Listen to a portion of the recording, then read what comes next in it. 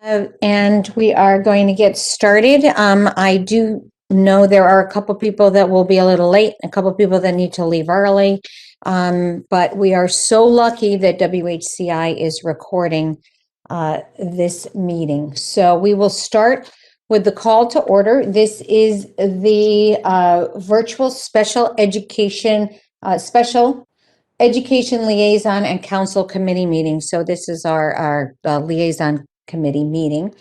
And we will begin with roll call, and I understand I am taking the roll call. So I apologize if it's a little out of order. I don't want to forget anybody. So I'm going with the list. So we'll start with Deb Pullen. Present. Dr. Lorna Thomas Ferguson. Okay. Amanda Aronson. Present. Dr. Ari Steinberg. Here. Okay. Miss Elizabeth Wilcox. Here. Mr. Mark Zdanowitz. Here. And Dr. Jason Oliver Chang. Here. Okay, those are the board members. So now to council, Mr. Davidoff. Here. Mr. Gold.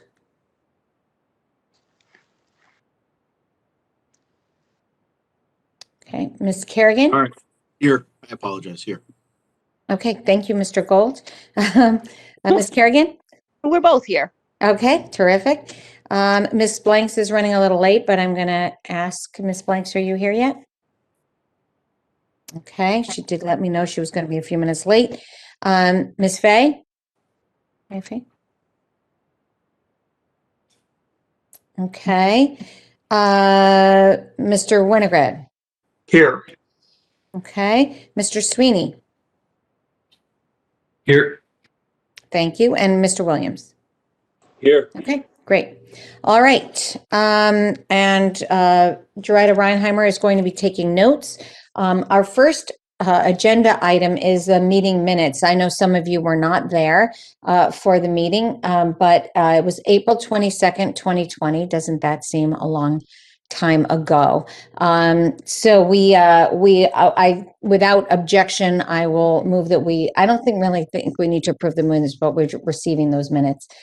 And then we will begin with our discussion. But before we begin with discussion of both the town budget, which includes the superintendent's budget, the town manager's budget, and the superintendent's budget, I want to just relay how remarkable I think this group of people are all here. I want to thank you for your service and for all that you have done this year. That includes our administrative staff, our town management staff, and all the elected officials that are on in this meeting right now. I am grateful for the incredible amount of work that everyone has done. It has been, we've asked above and beyond of everybody. And I just want to say that does not go unnoticed. And we, I think, as a town, have delivered what government needs to do and our education needs to do. We need to meet people and provide them with what they need and do it in a professional, efficient way, but do it with care and with the desire to do the best we can. And I think that's what we've all done. I want to personally say, I know I've been working hand in hand with Matt, and I know Mr. Hart, and I know how hard our team has worked. But I've also been working with Mr. Moore on a weekly basis, responding to the demands that this pandemic has placed on the schools and our town as a whole. And I want to say that I think those schools, every single teacher, every single staff member has done such an incredible job to respond to the needs of the students. And they have been really, really, and I know how challenging it's been. So I, again, from the bottom of my heart, a very deep gratitude for all that you have done. But unfortunately, we have to get into the numbers and we have to make things work and make them work for everyone. So That's what we're going to do now. So we're discussing our 2021-2022 budget and capital improvement plan as proposed by the town manager and superintendent. And we will start with Mr. Hart. And before I give the mic over to Mr. Hart, the mute button, I would say, give to Mr. Hart. I will just ask that any comments go through the chair so we're not all speaking, and anybody that is watching either on Comcast Channel 5, on Frontier Channel 6098, or on YouTube or on WHCT, WHCTV Interactive can follow the discussion. So once we get into the discussion and question and answers, please go through the chair. Thank you very much. Over to you, Mr. Hart. Thank you, Mayor. Matt Hart, Town Manager. Good to see everyone online tonight. Thanks for joining us at tonight's meeting. From the town, I am joined by Peter Privatera and Patty Lewis from our Finance Department. I also see a couple of our dual appointees online tonight, Rick Ledwith and Bob Palmer. So I do have a PowerPoint presentation that I'm going to bring up now. I will try to move through it as quickly as I can. I know that Tom has one as well. Just to build on what the mayor was saying just a little while ago, we have certainly worked collaboratively over the past year, the town and the school district working together, sharing resources, sharing facilities to support our community during a very challenging time. And I think we've done a very good job in supporting our community, and we've done that by working together. And I'd like to thank Mr. Moore. I'd like to thank Tom and all the members of his team, as well as everyone working in the district for their tremendous accomplishments over the past year. So in talking about the budget, something that I've presented to the town council as a way of thinking about it, we're well underway with respect to our recovery as a community, as a state, and as a nation, viewing the budget as an important tool to facilitate our recovery.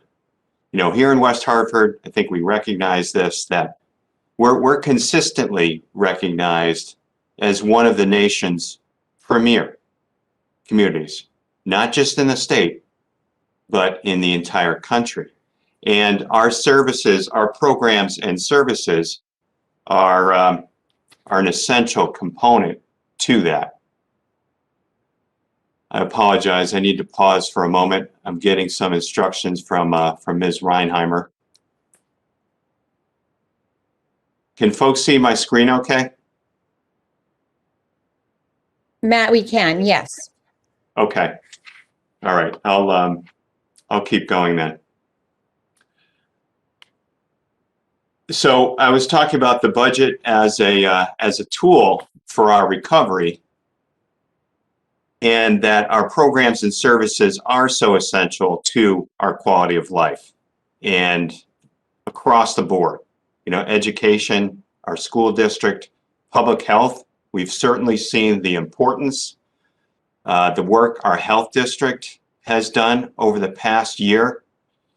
Public safety, very important aspect of our community.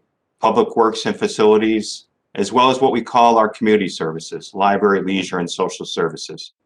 So viewing the budget as a tool for our recovery and how important these programs and services are to our everyday life, to our quality of life. So on the capital budget side, on the capital improvement program side, this 12-year plan, if you will, it enables us to make strategic investments in our most critical infrastructure, whether that's school security and air quality in the schools, roads, bridges, and stormwater, other infrastructure we have, as well as our parks and our other recreational facilities. So just starting off with that, the budget as a tool for our recovery. So now moving on to talk a little bit about the dollars themselves And I want to do something of a crosswalk. I've been using that term. I want to explain the difference between the adopted budget and the amended budget, because I believe we'll be presenting both this evening. So for the current year, for FY21, the town's adopted budget is approximately $112.8 million. However, over the course of the fiscal year, the town council has approved supplemental appropriations of approximately $1.7 million. So that brings us to an amended budget, if you will, of approximately $114.6 million on the town side.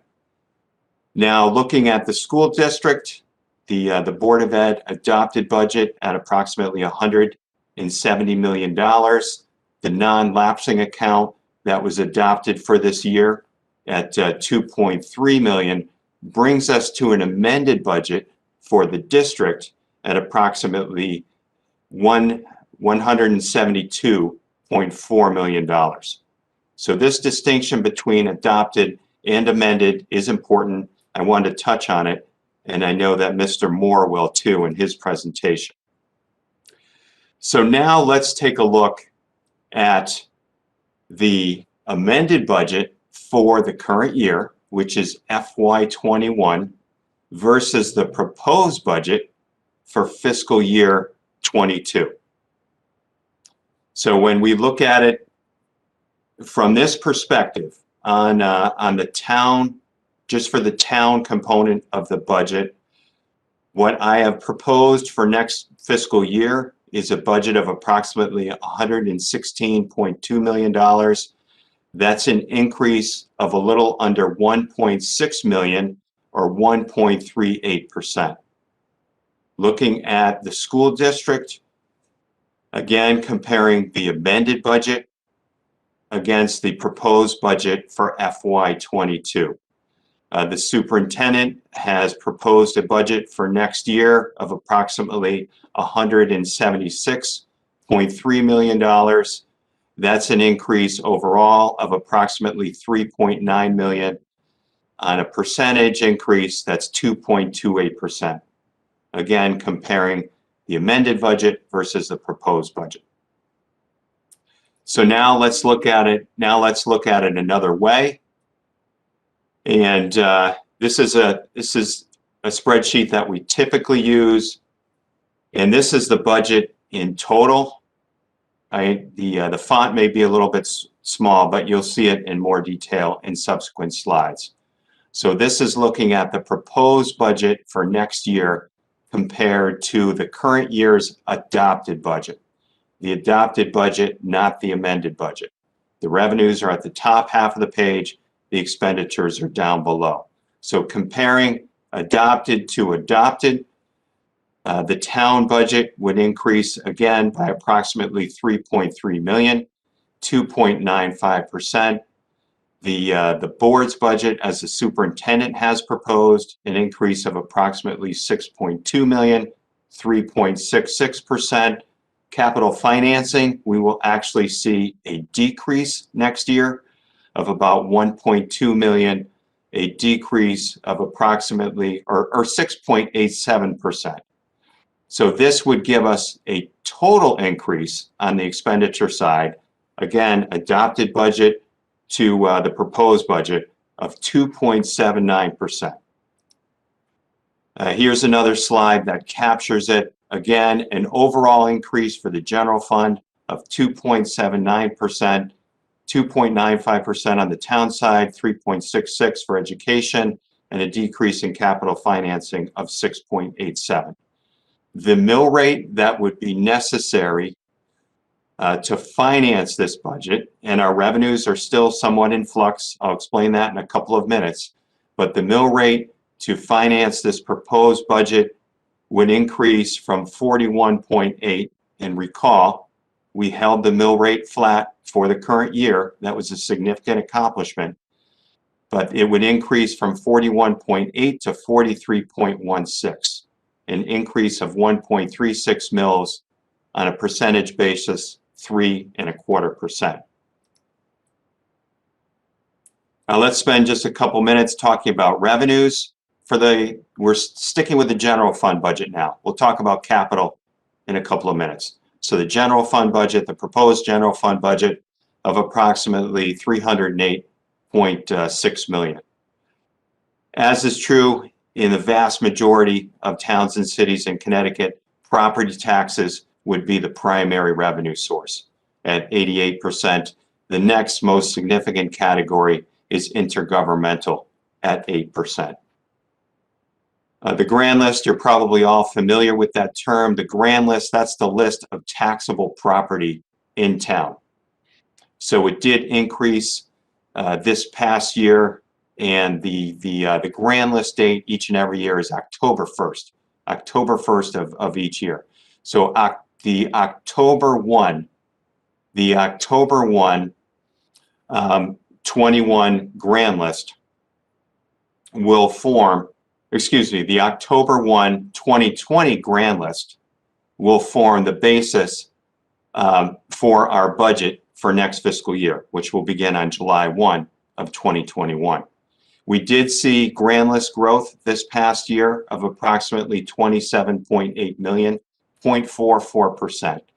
And you'll see a little bit lower on the slide here, that's a little bit less than what we typically see in a non-reval year. We've averaged about 0.52% since 2012.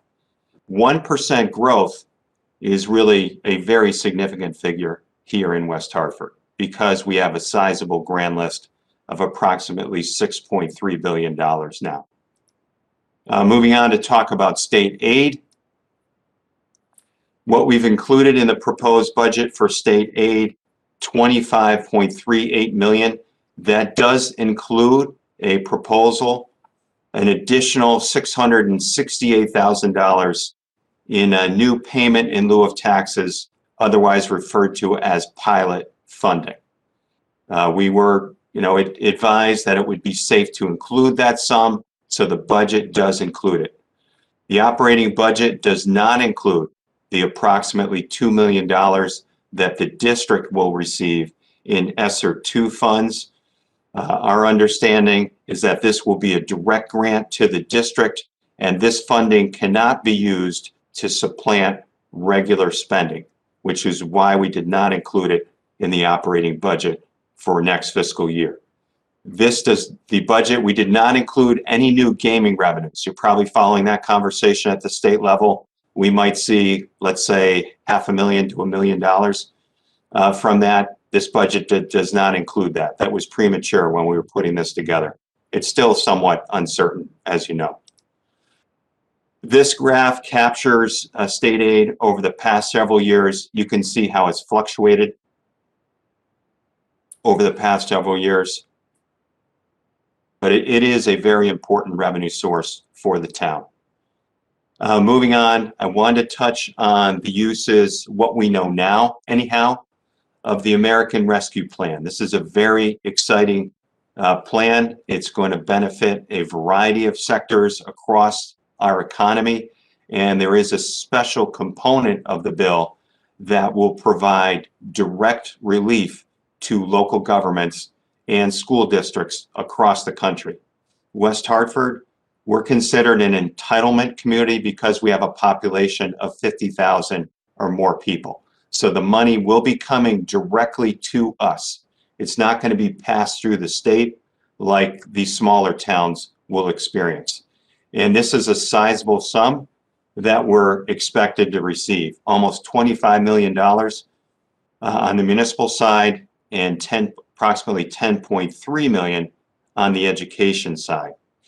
We're still learning the details of how this money can be utilized, and we're going to have until the end of the calendar year of 2024 to spend it.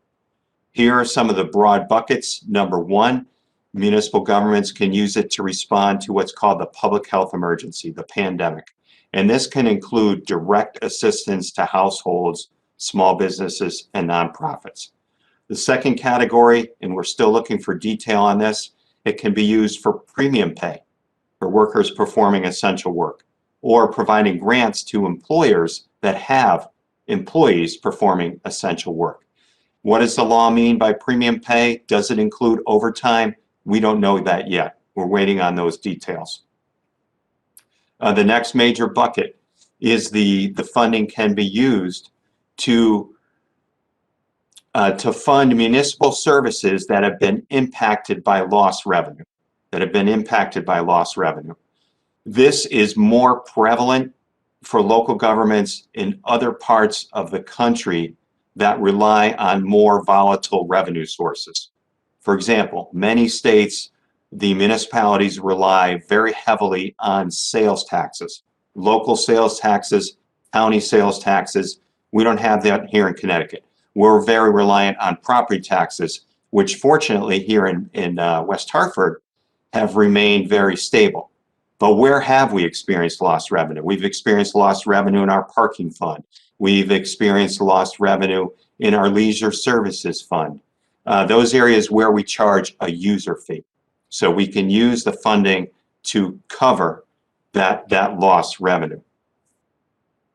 We can also use it to make strategic investments in water, sewer, or broadband infrastructure. It's interesting how Congress specifically identified those types of infrastructure. Importantly, the funding cannot be used to shore up a pension fund, and it cannot be used to offset a tax cut. Now, what about keeping taxes stable? How is that distinguished from a tax cut? We think, there's a good argument there, but we don't know definitively yet. And we're waiting on guidance from the federal government and the Treasury Department. That's the federal agency that is responsible for preparing the regulations that will govern the use of this money. And we may not see that guidance for some weeks still. We're hearing lots of rumors. We could see it soon. It may still be a month away. We shall see. So those are quick things, a few quick points on revenues. I did want to spend some time on this rescue plan funding. Let's now talk about expenditures for the general fund. Here's a quick snapshot of how it breaks down. 57% of the money would go towards our pre-K through 12 education to the school district, 38% for the town, and 5% for capital financing. This share of the pie for education, in smaller towns, it's much, much larger. In smaller towns, the education component of the budget could be 70, as high as 85%. But not here in West Hartford. Because we're a bigger town, we have full service, public safety, and other services. Here's another snapshot on the expenditure side, and you can see the breakdown from Public Works. And this includes plant and facilities as well at 4%, and everything down to education. This non-departmental category, which includes employee benefits, our contribution to the MDC contingency, is also sizable at 18%. Looking at the town side of the budget, what makes up this increase, this proposed increase of $3.3 million? Here are the main categories. Contractual services, primarily in Public Works, we're going to see an increase there. Temporary payroll will increase. Recall when the pandemic hit, we had to suspend many of our programs in leisure services at the library and elsewhere. We laid off approximately 130 part-time employees last fiscal year. Fortunately, we have been able to hire many of them back, but not all of them. We should be in a position, and we are planning to provide more programs in the year ahead. On the solid waste side, the cost to dispose of our garbage and our recyclable materials has increased pretty sizably on a percentage basis. With respect to risk management, some of our insurance programs are increasing on the town side. We are looking at getting into the state partnership plan for our employees, as the board has done, as the board did a couple of years ago. And you've had some very positive experience with that we are looking to replicate. We also have a contribution going into the capital non-recurring expenditure fund budget of $485,000. We're carrying a contingency for unsettled labor contracts. One of our collective bargaining agreements does go back several years. So that money has rolled forward from year to year.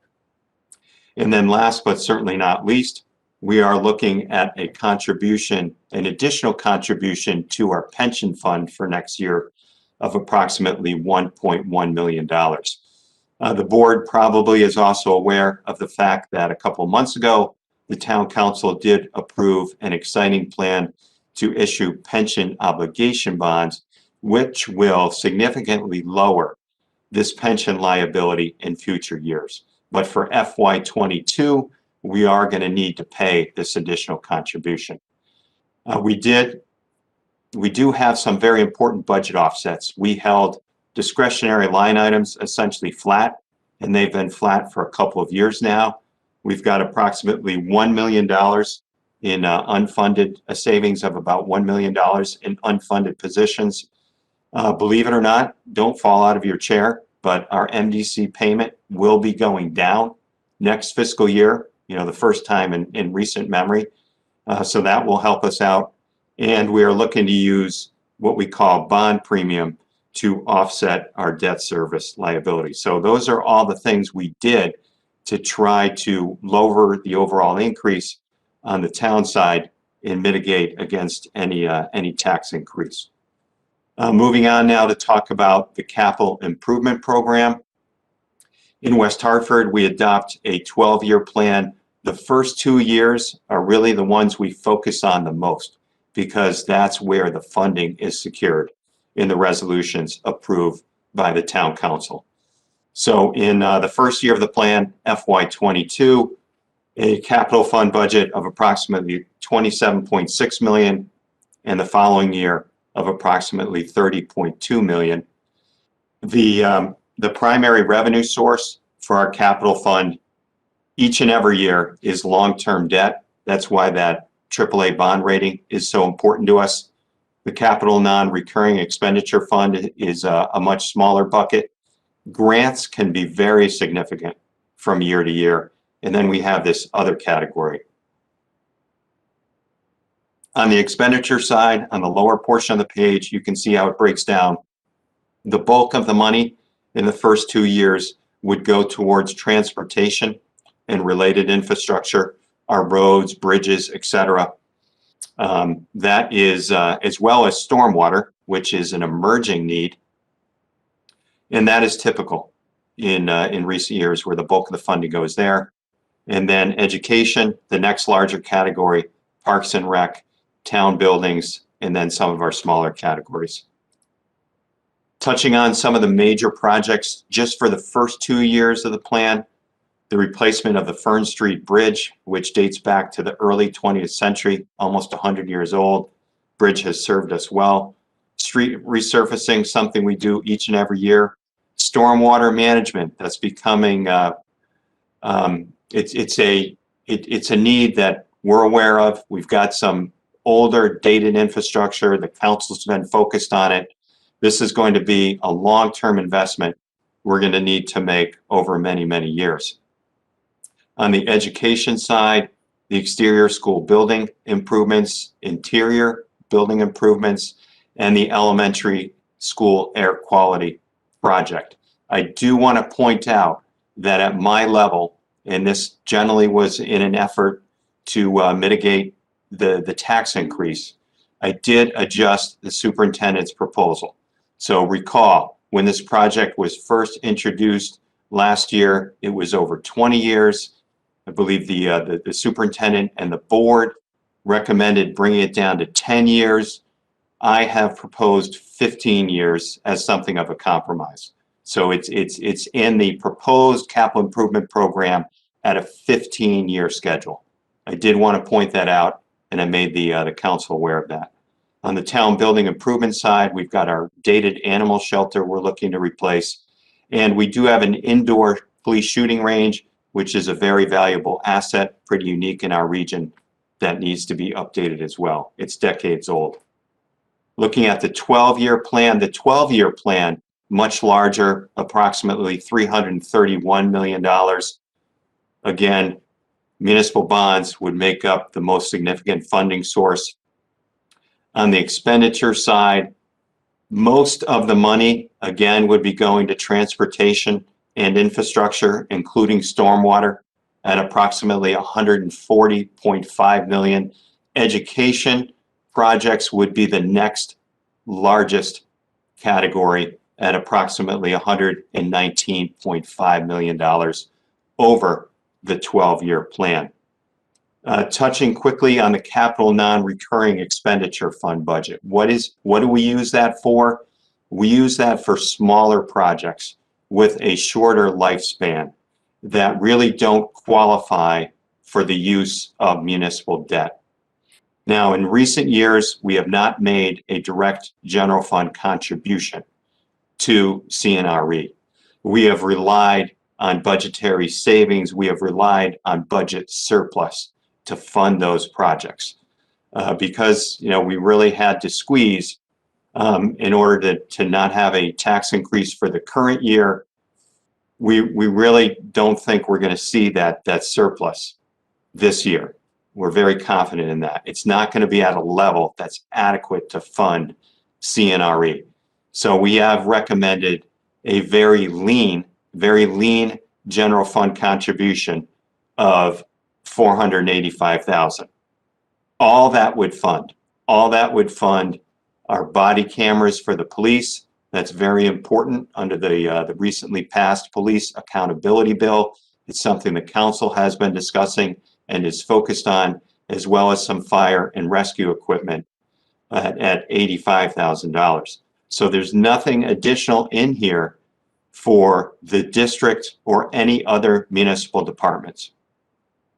Now, I am very hopeful that with the rescue plan funding, we can fund these needs through that source and make some adjustments. But when we proposed this budget back on March 11th, that plan had not been adopted or approved as of yet. I am almost done, just a couple more slides. I appreciate your patience. I want to talk about the impact on the taxpayer of the proposed budget. So comparing the adopted budget for the current year versus the proposed budget for next year, we are recommending a uniform mill rate that would apply to both real property and motor vehicles. Again, right now we're at 41.8. We've done that 2 years in a row. Under this proposed budget, the mill rate would increase to 43.16. So looking at the impact, we do this each and every year. We take a look at the average single family home plus 2 vehicles. So if your average home of $227,000 roughly, you would see the increase of $309 over the course of the year, and then 2 vehicles assessed at approximately $11,000. You can see the impact there. So this average homeowner, if you will, would be paying an additional $339, an increase of 3.25%. We understand this is just one example. There are many people in town who pay much more than this in their property taxes. We understand that. This is an example of what we calculate as our average taxpayer. The town council review dates, I really don't want to spend much time there. I did want to talk about this slide though a little bit in terms of the recap of the proposed budget. In my view, in the view of our team, what the town and the school district, what we have all worked collectively to prepare and submit to both boards, we see as a very responsible budget from the town and the district. It's consistent with our tradition, our long tradition of financial management excellence. And this funding is so important to maintaining our programs and services and the infrastructure that help make West Hartford stand apart, that help make us one of the premier communities nationwide, as I talked about in the beginning. And that includes our award-winning school district, the full-service public safety departments that we have. Just briefly, the fact that we provide paramedic service out of our fire department, that was just so useful this past year in responding to the pandemic. the quality of care that we were able to provide our residents and our most vulnerable residents by offering that service was tremendous. We have some of the premier public recreational assets in the entire region, whether you're looking at Rockledge Golf Course, the Veterans Skating Rink, or our aquatic center. And we provide a strong portfolio of community services. So just a little tagline that I like to close with. You know, we see quality services combined with prudent financial management. If you have those two things in quality services, I'm including the town and the school district in that mix. That leads to quality of life and return on investment for all of our residents and all of our taxpayers. I'll pause there, Mayor. I understand I took a fair amount of time, but thought it was important to review this in some detail. I don't know if you want me to take questions now or wait until after Mr. Moore's presentation. Thank you, Matt. I think we will wait until Tom is done, and then we will come back with questions. So we will leave you now, and we will go over to the school side, and we will begin with Mr. Moore. Thank you, Mayor Cantor. Good to see you and everybody here. Appreciate the opportunity to go through things. And Matt went through, thorough and got through some of the slides that I have, so they'll be shorter. And I echo what he said about our partnership. I value working with Matt, and you see the people on my side, my educational leaders that are here, and I can't thank them enough for what they've done for our kids and for our town this year, and for the board who has supported us in a very difficult time in a very bipartisan manner. And it's unique and it's greatly appreciated. So thank you. So with that, okay.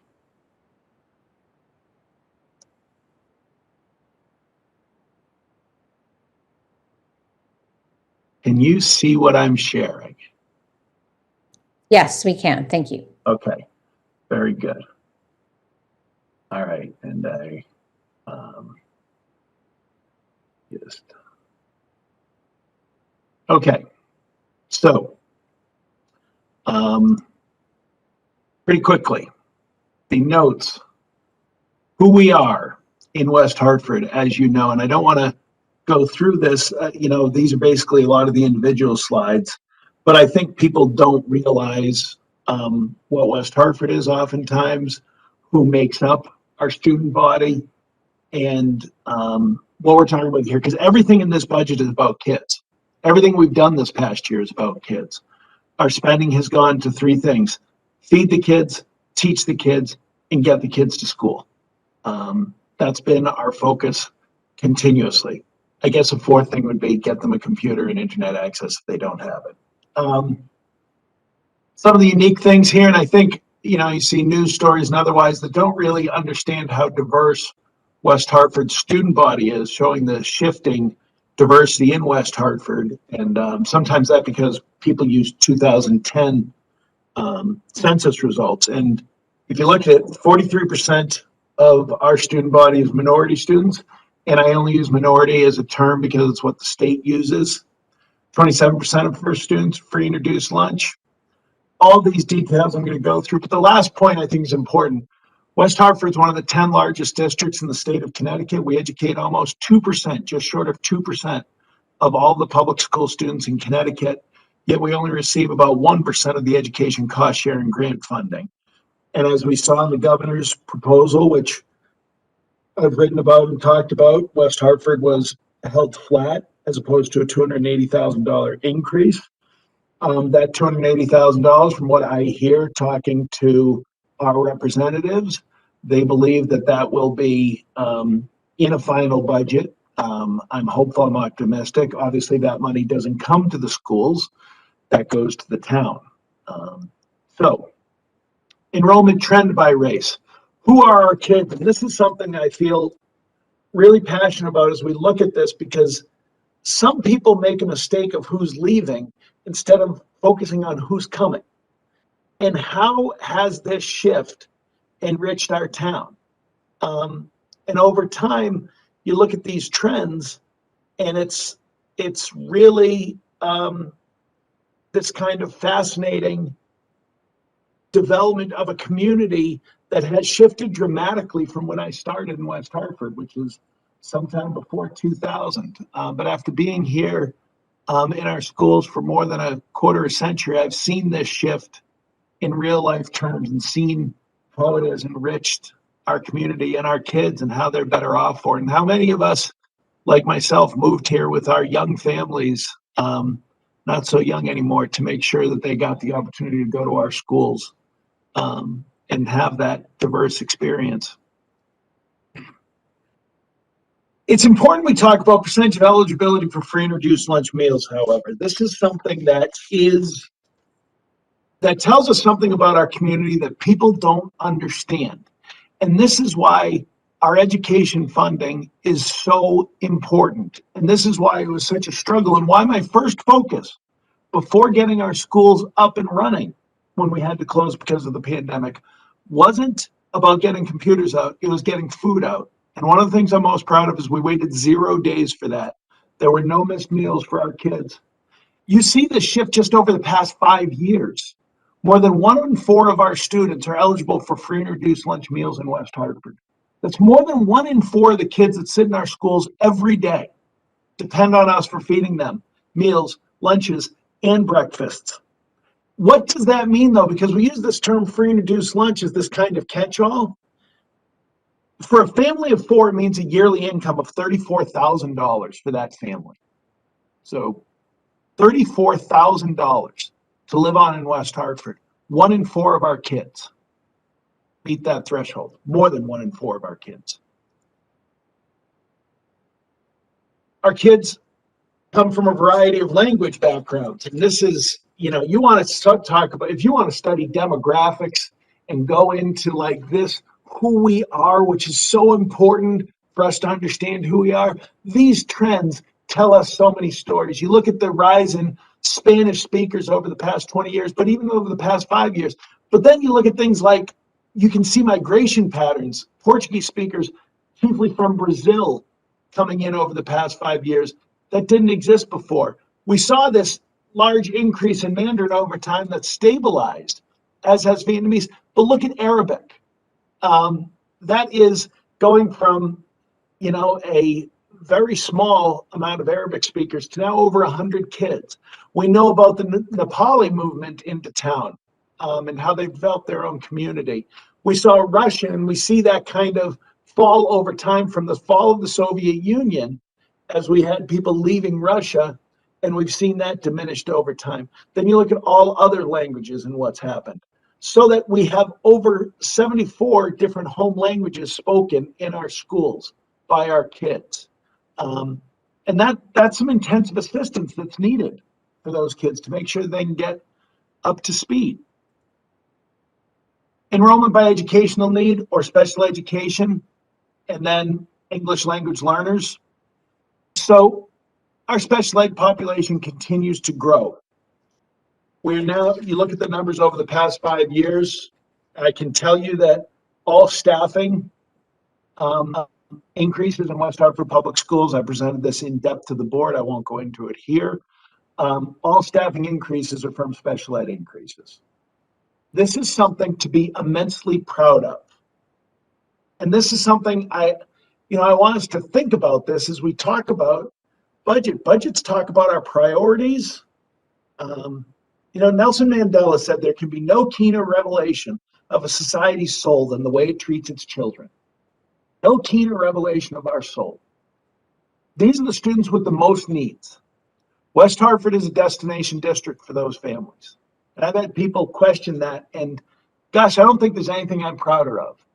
That a young family with a child with extreme needs think, where can I live where my child will be cared for, where my child will be educated, where my child will be treated like everybody else's child and will get what they need. And they choose West Hartford. Just as English language learners make that same choice. Now, we talk about who our kids are and who our families are, we know a large segment of our families think that 1 in 4 free and reduced lunch, income of $34,000 a year or less for a family of 4. They're choosing to live in West Hartford, where they could choose to move a half a mile away and pay $500 less a month in rent. And they don't make that choice because they're investing in their children by choosing West Hartford. There's nothing we should be prouder of than that. And you look at our English language learners, that continued increase in this richness that it brings our children to be around languages is fantastic. Now let's look at the net current expenditure per pupil. This is when we get into the, I don't talk about the soul as much as I talk about the numbers now. But the numbers tell us something. Because there is oftentimes, I have to say, this feeling that, well, the schools are spending this money. Well, our average expenditure per pupil is $17,802 now. The DIRG-B average, these are who we're compared to, and I included those towns here because every time SAT scores come out, anything that's in the paper about comparing West Hartford to others, these are the towns we're compared to. Now, those towns, you'll notice, look nothing like the previous few slides. Nothing like that. Those tend to be dramatically homogeneous communities. If we spent per child what they spend per child, this past year's budget would have been $6.4 million larger. During my time as superintendent, if we had just spent at the DIRG-B average, the town would have needed to expend $52.5 million more. If we just spent at the state median, and I wanted to be fair and use the state median, if I use the average, it's way higher because, as Matt said, small communities can skew it. But if we just basically spent at that average, our budget last year would have needed $4.2 million more to be average. During my time as superintendent, we'd have needed over $34 million more to reach that. So when we look at money we're getting in American Recovery Act funding and ESSER funding, if we just apply that over the next 3 years to our budget, and we used all of it just in our budget with no extra programs, that would get us back to average if no other system went up. That would be what it would mean, average expenditures. Now, our budget by category. We make no bones about it. Our salaries and benefits, we're a people organization. We are driven by people. But that doesn't mean that those salaries and benefits are rich. As a matter of fact, our teacher salaries are moderate for the region. Not at the bottom, but not at the top either. Teacher contracts provide for no general wage increase. There's no COLA in those contracts, only step movement. On the school side, we've moved to the state partnership plan. That has been one of the great things we've done, is greatly contained our healthcare costs. But meanwhile, even while doing that, our health premium share is 20% and increasing. So on the education side, our employees actually pay a higher share in for their insurance. Some other things, sorry about that you'll see here. Utilities actually went down. That's because when we did the evaluation of all our heating and ventilation systems, that investment of $250,000 using ESSER funds, actually rebalancing the system ended up saving in utilities costs. But tuition going up, tuition's gone from 3 to 4% due to more O-place students, higher tuition rates during this COVID pandemic, and capped state reimbursement. This is all special education costs. We receive reimbursement above $80,109 per student, basically 4.5 times the net current expenditure. We should receive 100% of this reimbursement from the state. That's how it was created a little more than 15 years ago. We're down to receiving 71% of that reimbursement. And I want to make it clear, this isn't like a choice. You talk about the MDC payments as we don't have a choice in this. It's the same thing. A student by law has a right to an education. And those costs, we can't choose not to pay. We can't choose to not meet, not that we ever would, but to not meet their educational needs. So to go to the budget that Matt talked about and what we move forward. So we always talk about the roll forward budget. If we did the exact same thing this coming year that we did last year, not including the extra funding that we used, just the adopted budget to current, it would be a $6.29 million increase. There is one increase in this budget, equity and special education. One family services liaison position, 0.5 outreach coordinator, a speech and language pathologist, and a school psychologist. This is just scratching the surface of our needs, but these needs, I would say, are not as directly COVID related. These are things we'll need to add no matter what. So rather than having to have a cliff in 2 or 3 years, that's a piece. Now I can understand the argument that that increase should come out of ESSER. It's an intellectual argument. We can go back and forth. I would disagree with it, but I understand that argument for those 3.5 positions. Other classroom staff reductions, we're reducing staff throughout the district. This is chiefly because at the middle schools, the declining enrollment we've seen at the elementary schools, which has stabilized basically, that's now moving to the middle school and at the point where we can make adjustments and go to half teams. That's chiefly where we see those savings, and some at the high schools for now, as Hall is a little bit smaller next year. Then we see some non-classroom staff reductions. Again, savings in utility, non-lapsing account balance, so $400,000 that we'll put forward to next year's budget that we didn't expend this year. So total modifications with 13.3 less full-time employees, $2.36 million cut from the roll forward budget, which makes my budget increase $3.93 million. Now, this is the number Matt talked about, and I want to take my own stab at it, though he covered it very well. You look at the revisions, 2.28% increase. Now, I can understand why in the town it would look like a roughly 3.7% increase. Here's what's different in my own way. Matt said it well, so I'm not going to spend really much time on this at all. If we present as the town budget presented, that's what it looks like. But really what happened is the town used 1.5 million of fund balance and the board used 1.5 million of education non-lapsing account to reduce taxes. It's different accounting of how we can count that. So if we change the tax reduction, reduce town appropriations as it does for BOE, then you look at town services would be a 4.3% increase in this budget. Education services would be a 3.7% increase. If the tax reduction didn't reduce the appropriation for the Board of Ed consistent with the town, by numbers, it would be 3.0% and 2.8%. Again, it's semantics. It doesn't matter. It's an end result number. We all understand it. I just want to clarify as Matt did. I want to talk about this is one of Town Manager Hart's slides that he used in the budget presentation when he presented just now recently. Which talks about the 57% from the schools, and that in some places it's larger. I agree, but I've heard enough about, well, the schools are taking up more and more percentage of the budget, and I just have to tell you that's not true. If we look at my time as superintendent, the schools are taking up a smaller percentage of the total budget. Why is that? Look at budget increases, town versus school during my time as superintendent. There is 1 year that's an outlier, 2017, 2018.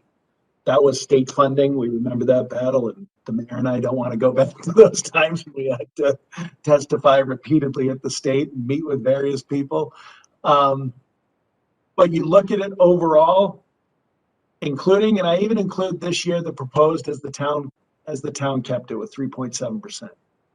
Total 7-year percentage increase is 5 percentage points lower. I understand the desire to get to a 0% tax increase. I understand it. I do. And I'm going to talk about the questions that you sent me And the one thing that I've learned is basically people don't ever agree, but we have Betsy DeVos and Miguel Cardona both agreeing on something, that these funds need to be used to supplement, not supplant education because of our needs. And, you know,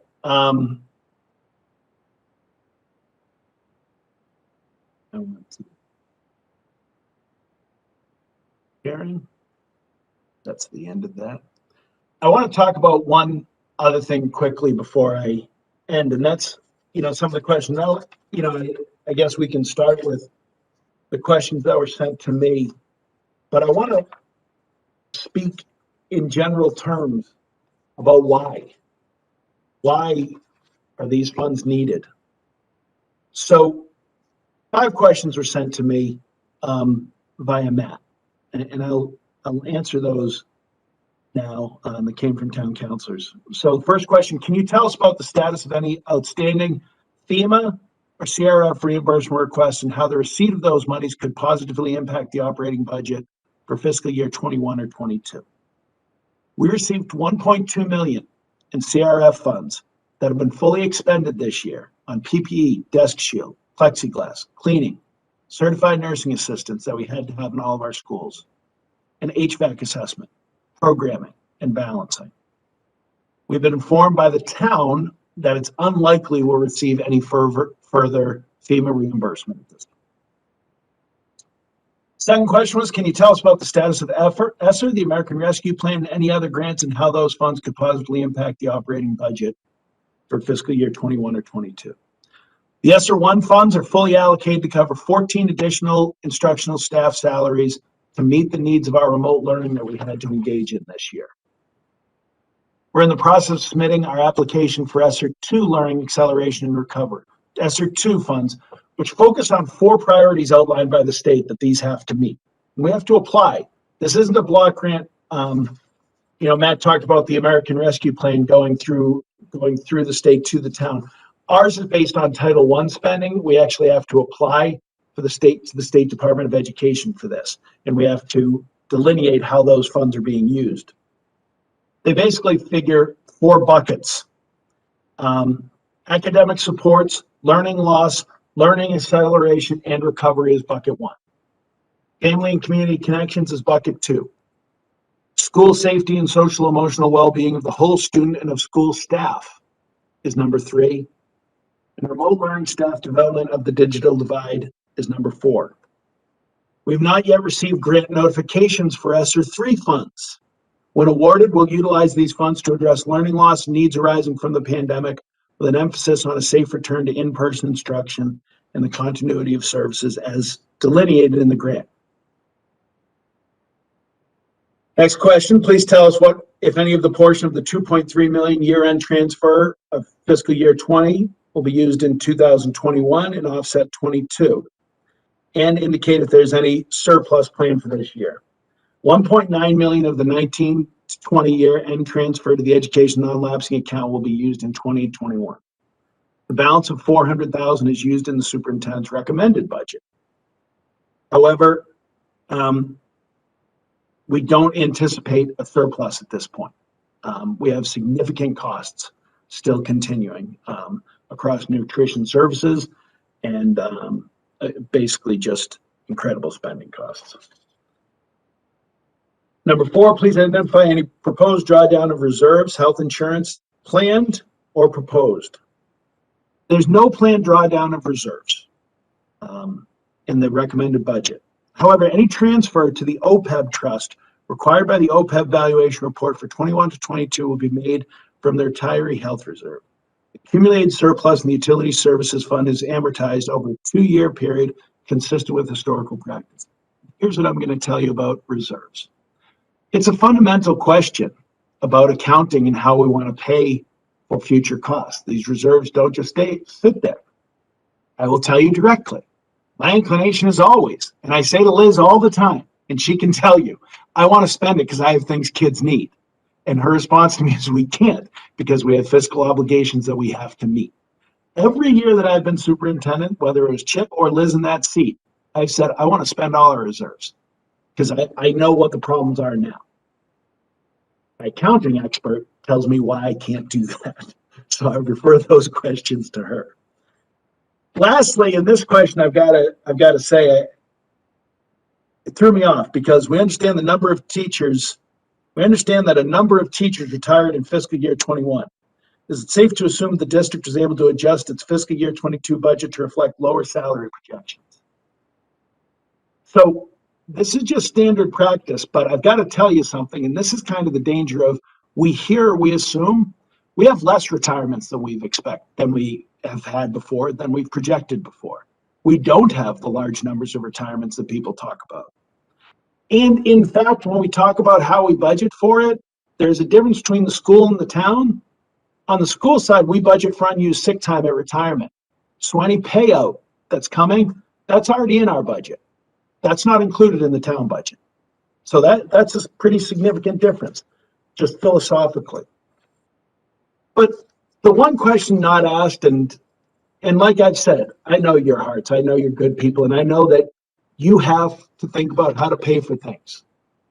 And I think about one thing, the kids.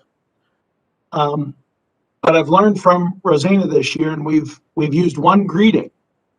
That's from Maasai tribesmen, and actually the Maasai warriors, great warriors of the time. That greeting is Kasarian and Gara. And I wish that question had come up. Because Kasarian and Gara means, and how are the children? Because we have funding that is to be used, that the federal government finally said, we understand the dramatic need that's coming in American education. The only comparison you can make to what's coming is on a limited basis, Hurricane Katrina and the losses that occurred in Louisiana after that.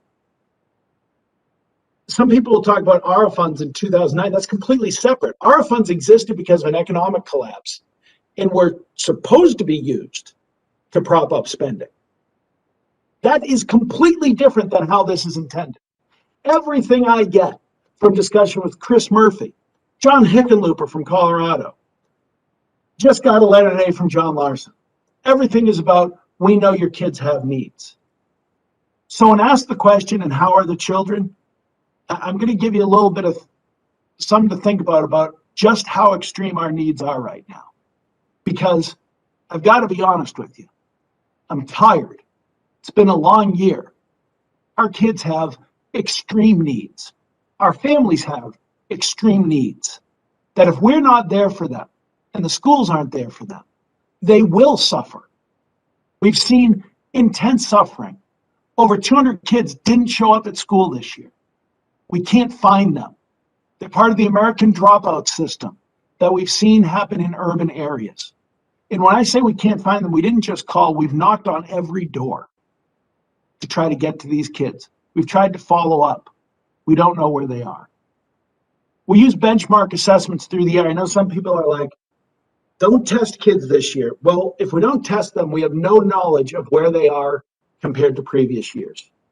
We have learning targets that increase in difficulty from fall to winter to spring. In a given year, we expect roughly 9 to 12 points of growth for a typical student in elementary levels. Foundational literacy and reading skills. Grades K and 1, significant impact, especially in grade K. Students show a lack of growth and learning loss from fall to the winter benchmark. It's especially true for our Title I schools. Grade 1 shows no significant growth from the fall benchmark at the Title I schools. Typically, there's 10 points growth, no growth. Grades 2 to 5, the impact observed across the district average in title schools is half the expected growth of what we've seen in typical groups, typical school years. Why is that? I'll take the blame. Last year, we had no funding. We went through, we presented a budget, that budget was further cut. I had to make choices at the start of the school year. I didn't know about the CARES Act, if we'd get it. I didn't know about the ESSER funding. So I made choices about how do I fund and pay for our kids to be in remote learning, our kids to get a teacher in front of them, to set up a system in West Hartford better than anyone else's. And I'll tell you this directly. We have this learning loss. Holy crap, what's happening in other places? I'm just being honest about it. There's places across the country aren't in school, haven't been in school. We've had 3 remote days all year. We've been intense about staying in school. Why do I take the blame? Because I made the choice to move 6 reading intervention specialists out of reading intervention at the elementary schools to become full-time teachers this year. That was my choice based on the budget we have. Because everything we did went to the kids. Look at small districts that hired COVID-19 coordinators. Andy Morrow, every night, does contact tracing. Every night with our principals. Every day people, I get, why hasn't this been updated? Andy and I are the ones doing the updating. That's at the level of the work that's being done. Our administrators, we lost all these positions. We hired no new administrators. We had to have a principal. We had to have an assistant principal. We just kept adding on to people in leadership. Our teachers are there every day since October. I see teachers getting attacked. Teachers in classrooms. I know all the workers that haven't been in their offices. I'm on national calls with people from everywhere, and I'm in my office, and they seem pretty comfortable. I'm like, darn, I chose the wrong profession. Because our teachers are there every day. Kids, keeping their masks on, making sure the mitigation strategies work. I went through the literacy and reading and the reason it's so important, if kids can't read by 3rd grade, the results are cataclysmic for them in life. The economic loss that child makes by not being able to read by 3 is extreme. It is the key benchmark. Foundational numeracy or math, K1 impact observed across the district and title schools, 1/2 the expected growth, 1/2. Grades 2 through 5, half the expected growth. By grade 5, growth measures are beginning to rebound a little bit. However, the fall starting point was 10 points lower.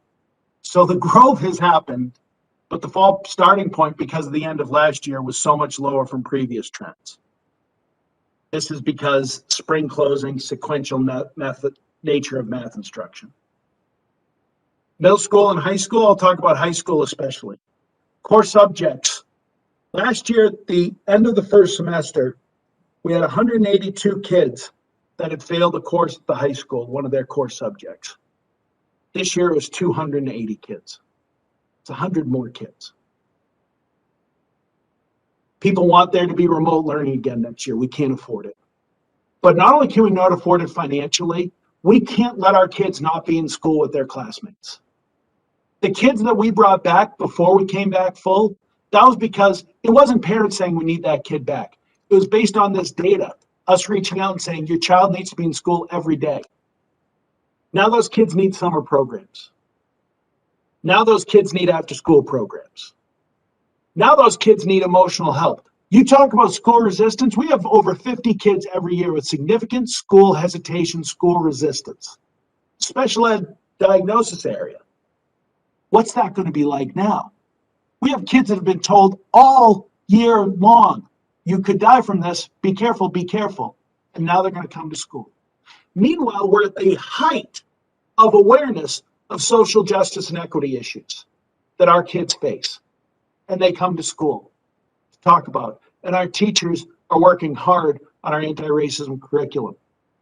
But that outreach to families, that partnership with families has to happen.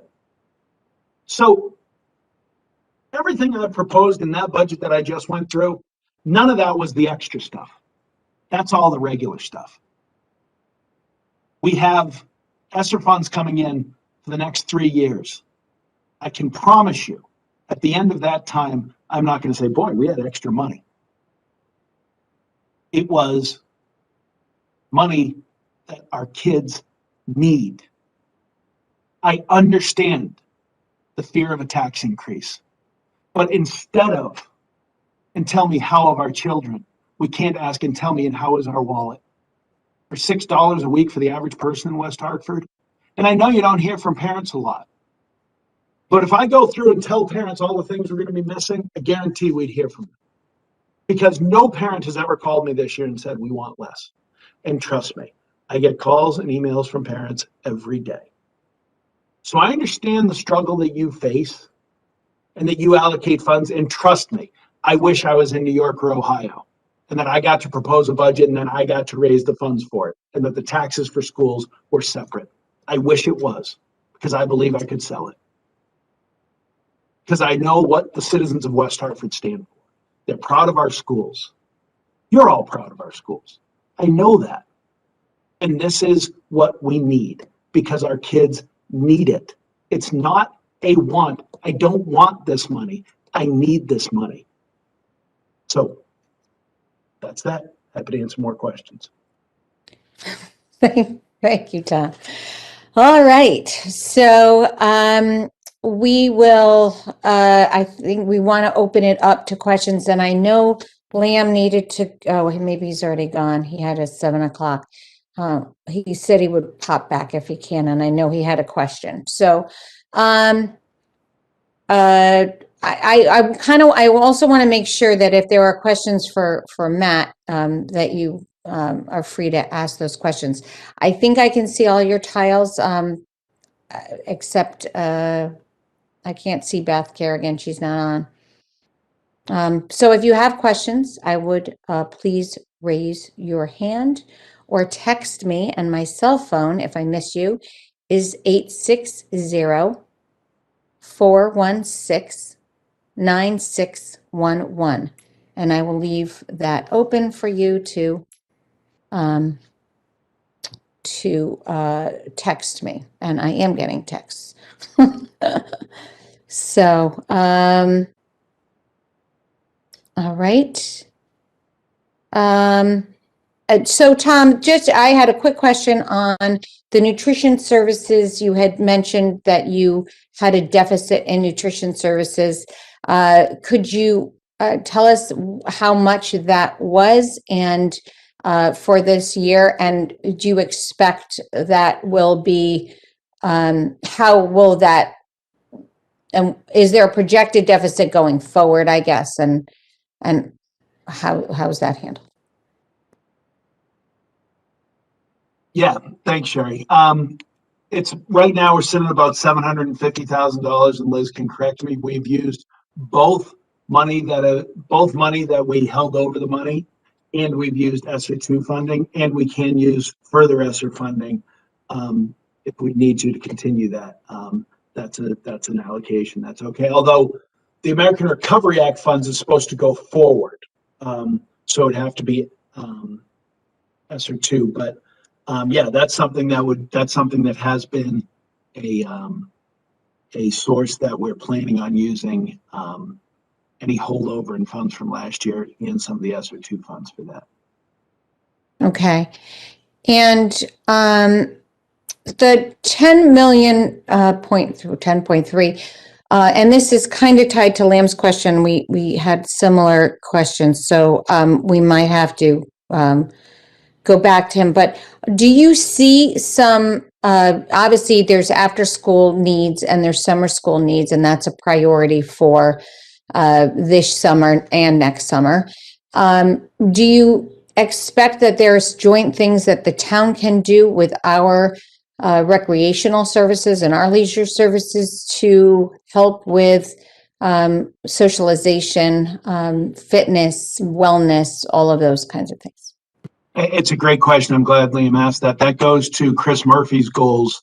There's going to be more state grants coming for summer programs that hopefully we can use that funding and neither from the school or the town and get extra grants for those kind of programs during the summer that the state still. Now again, the problem is that summer's coming quicker and we still don't have these grants. I mean, we're still talking about funds that we still don't have access to, and again, 2 or 3 years from now, we don't necessarily know what the needs are yet. And the Recovery Act rescue plan, we can use for 3 years. The others are a 2-year window.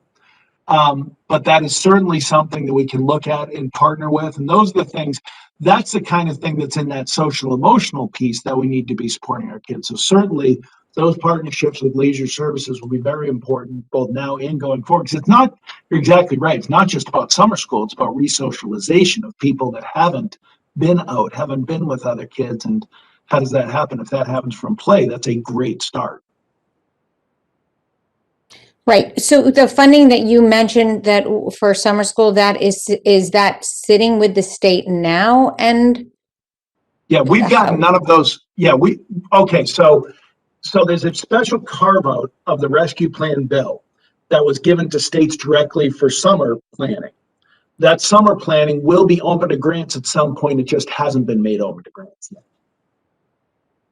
okay. And that those grants are summer programming. Is that specific to schools, or does that also include town summer program? Do you know? It actually is almost more focused on camps, towns, those kinds of things. We'll certainly partner with anybody, but they're more focused on those kind of leisure activities than they are. That's kind of separate from the summer school thought. And we don't know if there's going to be any per capita or needs, or whether that's going to be similar to I have no idea. PCS allocations. We don't know, right? Because it's going to be based on application. So it won't just be a block grant to communities, I don't think. I think you're going to have to apply for the grants. That's my Okay. guess. All right. So again, like you said, I mean, our enrollments are starting and planning has to happen now. So that's a Absolutely. frustrating dynamic. One of the other questions, has the district identified students who have the most learning loss? Obviously, you identified 200 students that you don't have, you don't know where they are. So but specific students that have learning loss, and maybe those are kids that need to be prioritized into either summer schools or camp settings, and maybe there needs to be scholarship money available, or even potentially transportation. I'm adding some of this to Liam's question, but anyway, so those identities of children that need outreach potentially first. Yeah, we're creating, So the short answer is yes, absolutely. Everything is correct on there. We are identifying those students for summer programs that will be free for those students with education. That's what with transportation, that's what this money will be from. We're hoping that those are in-person programs. There are some people resistant still to in-person that need the help, and we're meeting with those families all the time. The only thing that's the question is, how do we define at greatest need? Because how do we define the social need of the kid that may be doing fine? There are people that think, oh, my kid's doing better at home learning, but they don't ever want to go to school again. Well, that's a problem. So yeah, there's that kind of direct, they're failing, or they're struggling, or they're not here, or they're absent. But then there's that kind of unseen, unspoken, okay, how is everything going on under the surface? Right. Are there changes from this past disruptive year that you want to keep doing? Are there things that you want to incorporate in future? So much of me, Mayor Cantor, wants to just forget about this whole year. But there are absolutely things that meet our parents where they need better. Communication for parents and teachers, certainly at conferences. This allows, the use of video conferencing works exceptionally well. In the future, there are courses that we've offered at one school, but not at the other as far as our high school goes. Using virtual learning is a way that we can bring our kids together between the two high schools to offer some unique programming that is really, really good. So outdoor learning that's happened this year has been tremendous, and using the outside and nature as a classroom space with lunches has been really, really good. So there are a lot of benefits that we've learned from, and we've had this crash course in technology for our staff, where for years, it was always, we need to get our staff up to speed on this, up to speed on this. They're up to speed now. So we can do different things with technology than we used to be able to do based on our own teachers' abilities now. Right. Okay. I don't see any hands up. Raise your hands, please. If you have any questions, it's a great opportunity to ask. Mr. Gold. Thank you, Madam Mayor, and through you to Mr. Moore. I guess I'll kick it off. I wanted maybe a little more clarification about the absorption of the reduction in students. I saw there was obviously a decrease. As the trend continues, how are you going to adjust for this trend? Is there going to be a lowering of the student ratio to teacher? Also, is the per pupil spending going to be adjusted through based on all of the reductions there? Thank The you, per Mr. pupil- Gold. sorry. You got to wait for me. I have the I mute got button. No, I also wanted to just mention the chat. Please feel free to, I am expanding my screen to include the chat. So feel free to write a question in the chat as well. Okay, now to you, Mr. Moore. Yeah, so, and I do want to clarify one thing on loss of students. Basically, we had found out what's happened over the past 6 years, 7 years, is we have seen a decrease in elementary enrollment. And as that decrease went through by grades, what we did was we cut staff at that point. So you do see that. That's why we haven't grown in per pupil expenditures. In effect, over the past 7 years, we've cut 33 teachers. So when, we talk about, and those were unique to the elementary level. So when the question comes, so we've basically closed Duffy into half when you look at the classrooms that have moved. Now, fortunately, it's not like it all happened in one place. And we came from a place where we had been adding portable classrooms onto buildings throughout the 90s, where you remember the allocation questions then came in with, we need $500,000 this summer that weren't expected, so we need that on 2 classrooms to this building space. So what's happened is, yes, we've made those allocations, but that bubble's kind of stopped. And before this year, our kindergarten enrollments weren't just stabilizing, they were beginning to go up. So what's happened is that kind of, I guess I wouldn't call it a bubble, like a reverse bubble, is now beginning to go through the middle schools, which is why we can see the allocation of half teams at the middle school. Over the next 6 years, you'll see that at the high school, and you'll see a lower number of allocations for teachers at the high school. So overall, we have less educators in general education than we did years ago. The issue is our special ed population has continued to rise. So the fact is, I don't think we can make pronouncements based on this year losing kids because we don't know where they are. And right now, our kindergarten enrollment for next year is way higher than it would be projected to be. So, there are certain trends. We've seen the housing turnover in West Hartford. Those tend to be young families moving in. So to make long range plans, we've basically already stabilized. So the losses that were coming were going to the middle school and then to the high school at this point. Elementary is flat. Thank you, Mr. Moore. Mr. Gold, anything further? Just one quick follow-up through you, Sure. Madam Mayor, to Mr. Moore. Is there any plans to do any sort of space study in terms of the schools and buildings and potentially some sort of strategic consolidation? Thank you, Mr. Gold. Mr. Moore? Yeah, we do that every year. We do long-term enrollment trends and they shift over time. The idea of a study for a shift, during the mid 2000 teens, you asked me that question. I said, we're open to things. We're looking at things. If we see a continued shift, that's something we'll look at. Answering it honestly now, as we've seen the flattening of the elementary levels, the flattening of the middle school levels coming through, and then the high schools, I don't see a shift that can come that the savings overall, I don't see how we can make those movements. We still don't have the pure space to do that.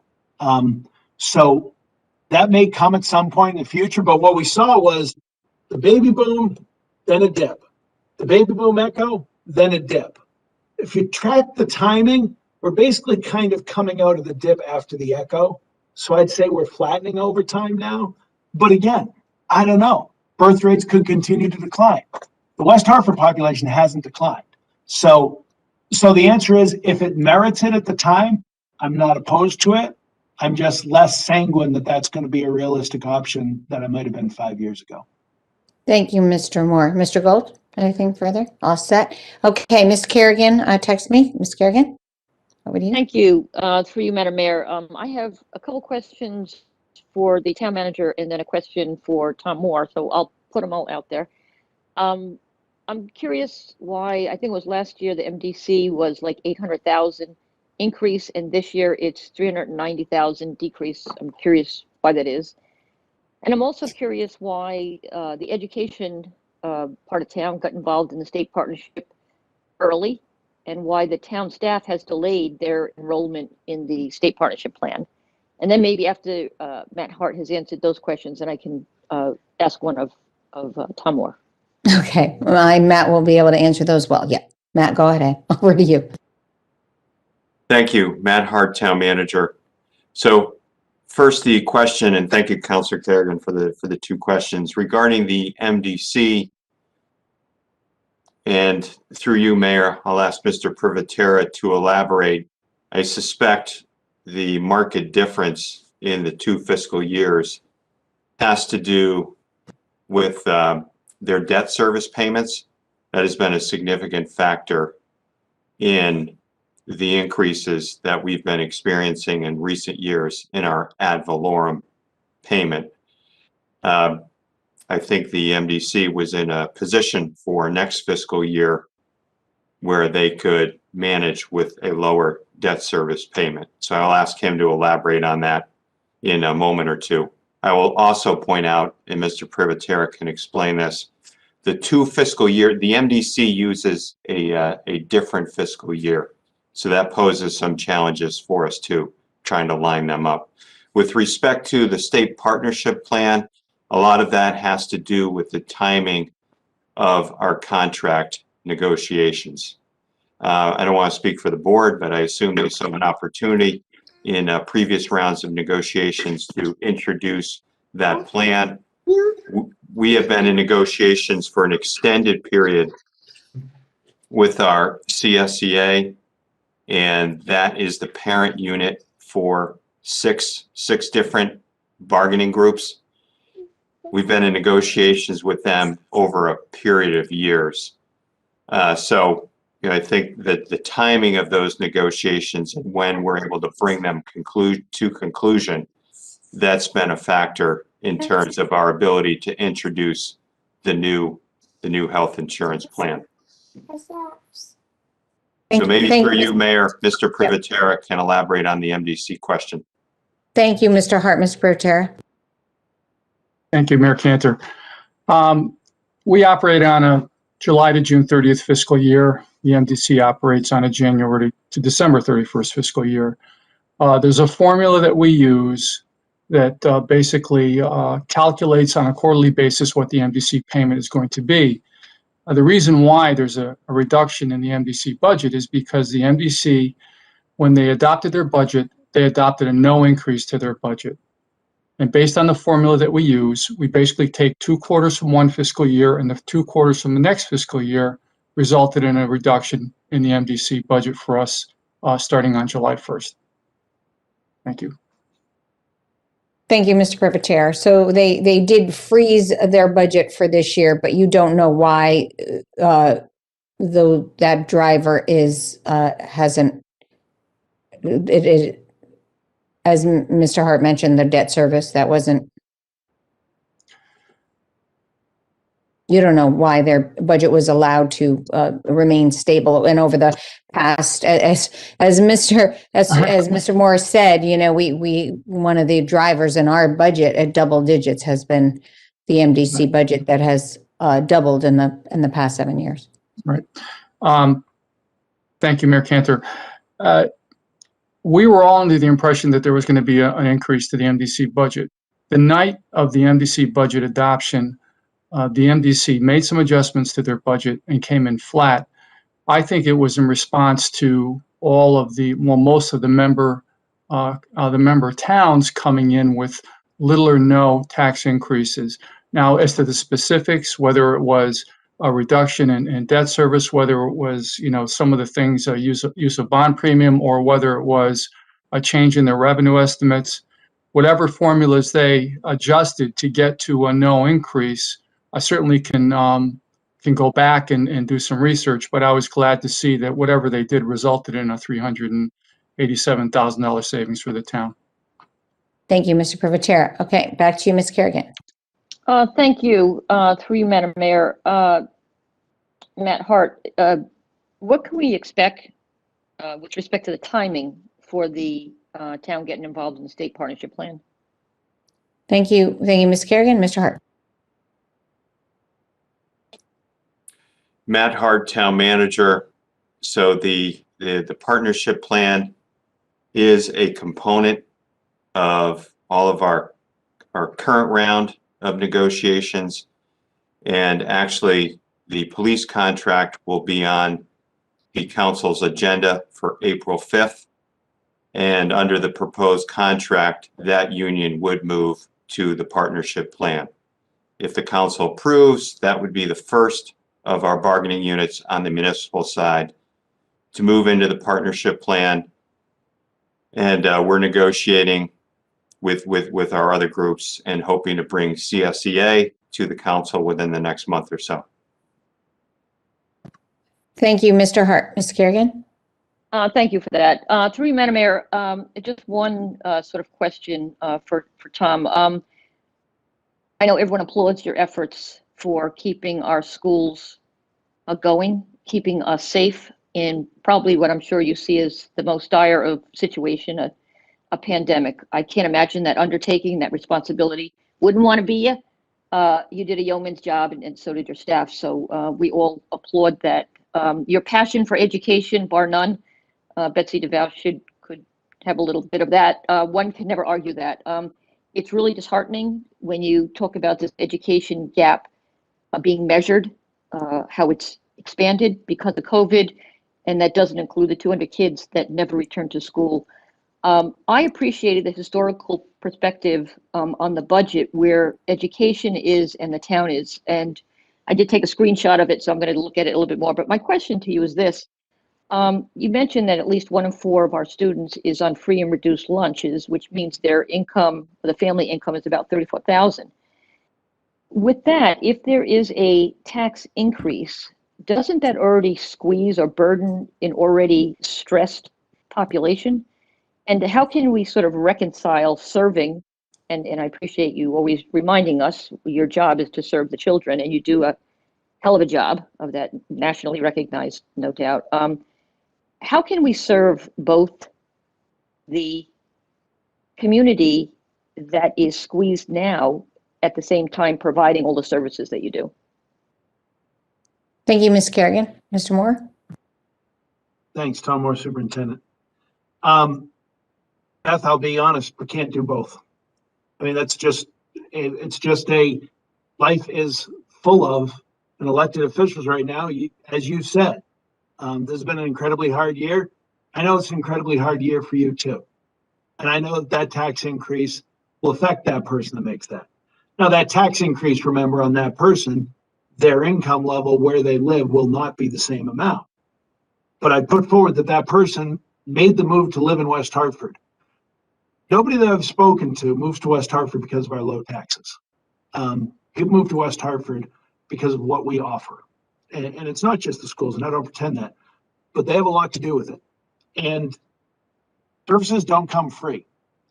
The social work that's needed, the emotional support that's needed, I get it. And again, I wish I could talk to every person about it, and that money's not being wasted. And I take that very seriously too, that we're good stewards of their funds, and that those funds go directly to the kids. So I understand the question, Beth, and I'm not really trying to duck it. It's just a question of, it's a choice. And I know people are suffering. But just as the federal government made stimulus payments and made offsets and increased things, federal government also gave money for education specifically. So that's what I think about that. Thank you, Mr. Moore. Ms. Kerrigan, anything further? No, thank you so much. I appreciate that. And no doubt you are good stewards of the money and how it serves our community. And education is a huge draw for our community, speaking for myself and so many others. So I thank you for your work. Thank you, Ms. Kerrigan. Ms. Blanks? Thank you, through you, Madam Mayor. And good evening, Mr. Moore. Nice to see you again, as well as all my former board folks sitting around the virtual table here. So my question to you, Mr. Moore, is I believe you stated something like there's over 200 students or kids that failed the core courses during this period of time. And so my question for you, I guess it's kind of twofold and threefold. Were these kids already sort of identified in terms of struggling prior to this? And I guess the follow-up to that is, do these kids kind of span in terms of any significant or any special type of group or that's already kind of targeted for either kind of falling behind? And then my, I guess, third to that is, as they advance, and I know, because I know everybody around here, you've got some resources in place for them, because my concern is as these kids begin to advance, what is that going to do to them as young adults? And what kind of support services will they have then? So I'm going to stop there because I have some follow-up too in terms of the lower grades. Thank you, Ms. Blanks. Mr. Moore? No more, Superintendent.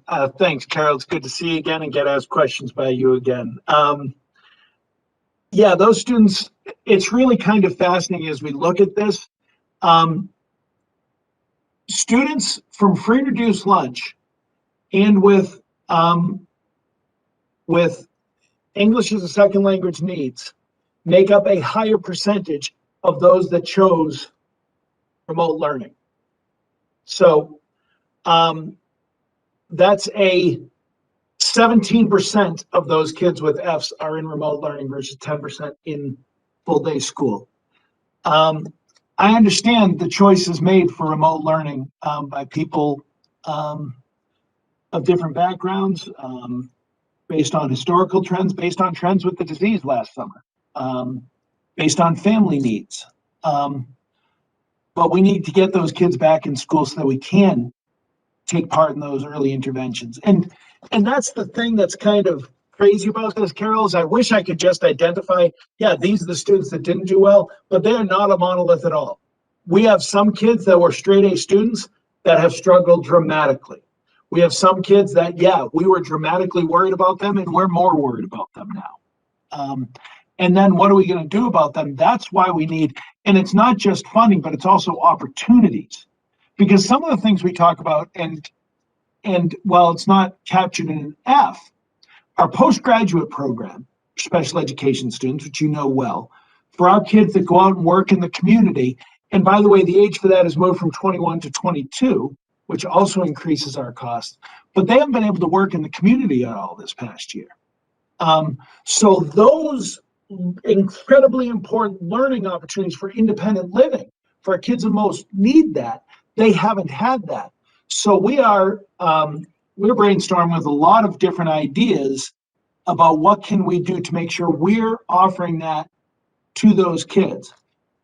We want to talk about manufacturing partnerships with places, with job providers, with real internships with kids, so that if a child doesn't see college as an option right now, well, they're not just leaving. So we got an incredibly large amount of work to do in a short time to do it with those high school kids that have failed the course, Carol. I am 100% with you on that. Thank you, Mr. Moore. Ms. Blanks? Yes, through you, Mayor. And so my follow-up is, and I know we've got to be engaging the families somehow with these students. How are we doing that, and what kind of resources are we applying to that? Thank you, Ms. Blanks. Mr. Moore? Come more, Superintendent. Well, you see, my key person there at the bottom of the screen, or wherever she is in your screen with Dr. Haskins, and the community engagement model, which is why the Equity and Diversity Office needs to be bigger than just Rosina, in that our homeschool partnership, we need a social worker in that office to make sure that they're reaching out to families. We need to make sure that we're visiting the families where they are to bring them back. So a lot of that work is done under Gretchen in special education, as you know, for those students with unique needs. A lot of that work is done by homeschool principals going out and visiting. And Rosina does an incredible amount of that work, as you know, and will continue to, but we need to beef up our equity office to make sure we can reach those families. Thank you, Mr. Moore. Ms. Blanks? I'll stop there. I'm all set, Mayor. Okay, thank you. Mr. Sweeney had texted me.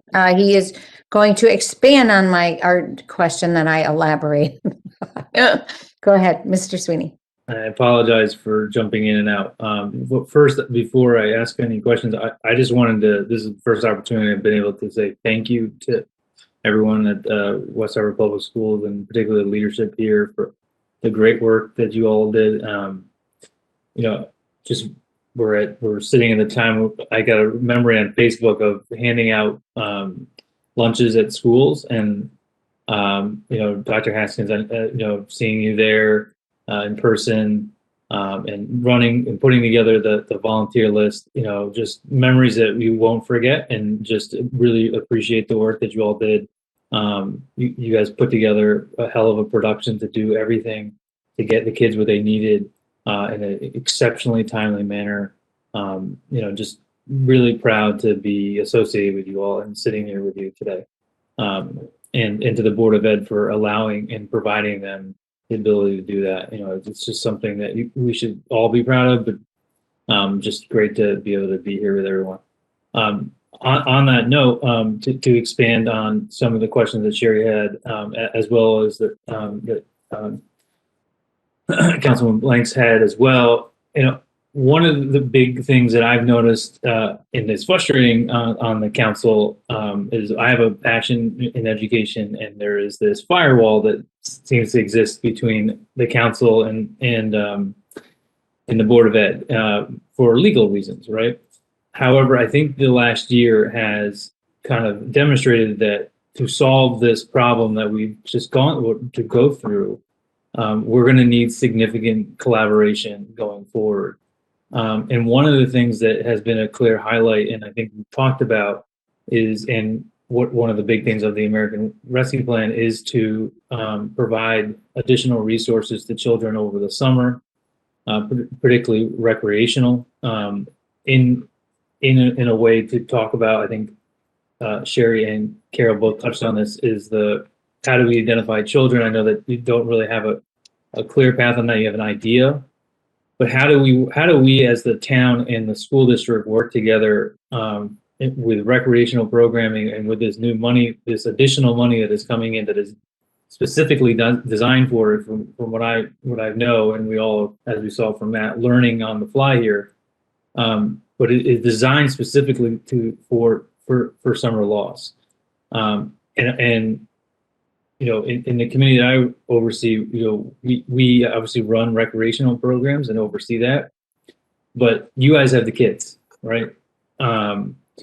And we've got to figure out a way to really capitalize on this opportunity that we have right now, because there are so many kids that are struggling. As Tom, you laid out very clearly, that's growing. But I guess the question I have is, how do you, Tom, see us on the town side working together and potentially, commingling funding to address the needs of kids? And again, this is a long-winded question, but particularly with those that frequent our teen centers, bridge programs, those, I think we're talking about children that do intermingle of the data points that you provided out. And I know that you guys do a great job of identifying students, but how do we work together from both the town side and the school side to do that? Sorry, that was a very long-winded question. Thank you, Mr. Sweeney. Mr. Moore? Thank you, Mayor. Tomar Superintendent. I think you get to one of the strengths that we do have where there is sometimes a firewall, but at the same time, Matt Hart and I speak frequently, daily texting each other at least. And, but we also have the benefit of Rick Ledwith, Paul Palmer, Jared Morin, who all work on both sides. And certainly Helen works with Andy Morrow and myself frequently in terms of how we can do programming. Because we had this kind of shift years ago with after-school programming at the schools, where it was like the schools providing it didn't work for some of those kind of activities, chess, that kind of thing. And we did bring in leisure services to offer some of those things that ended up working out better. So we do have this partnership. To be honest, I need to see the mechanics of what the funding looks like from the state first to see if it's school-centered, town-centered.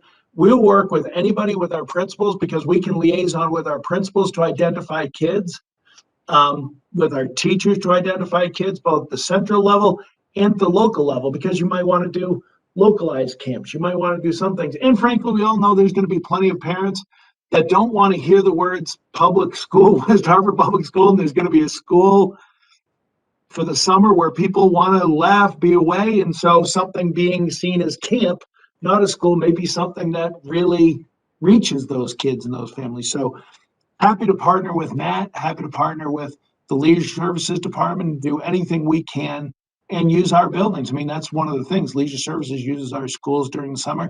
Of course, we'll have a larger footprint at those schools this summer, so we'll have expanded summer offerings. But at the same point, happy to share spaces and do everything we can to support the town and our kids all working together for that. So happy to work on any grants together, and just depends on what they look like. Thank you, Mr. Moore. Mr. Sweeney? And just one follow-up on that particular point. So there's obviously conversations and thoughts all across the country on how do you do this, whether it is extended summer school, whether it is, camps, as we know, kids are sick of doing what we're doing right now, sitting in front of a screen.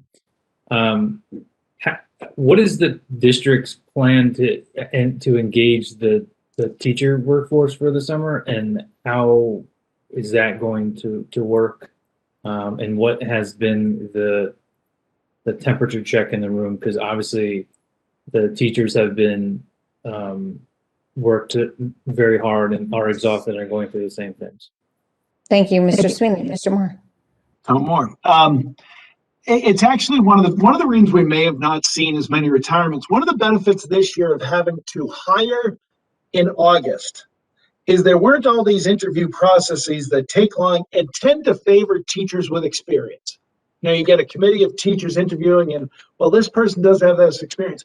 We brought in a lot of teachers fresh out of college who did unbelievably good work this year.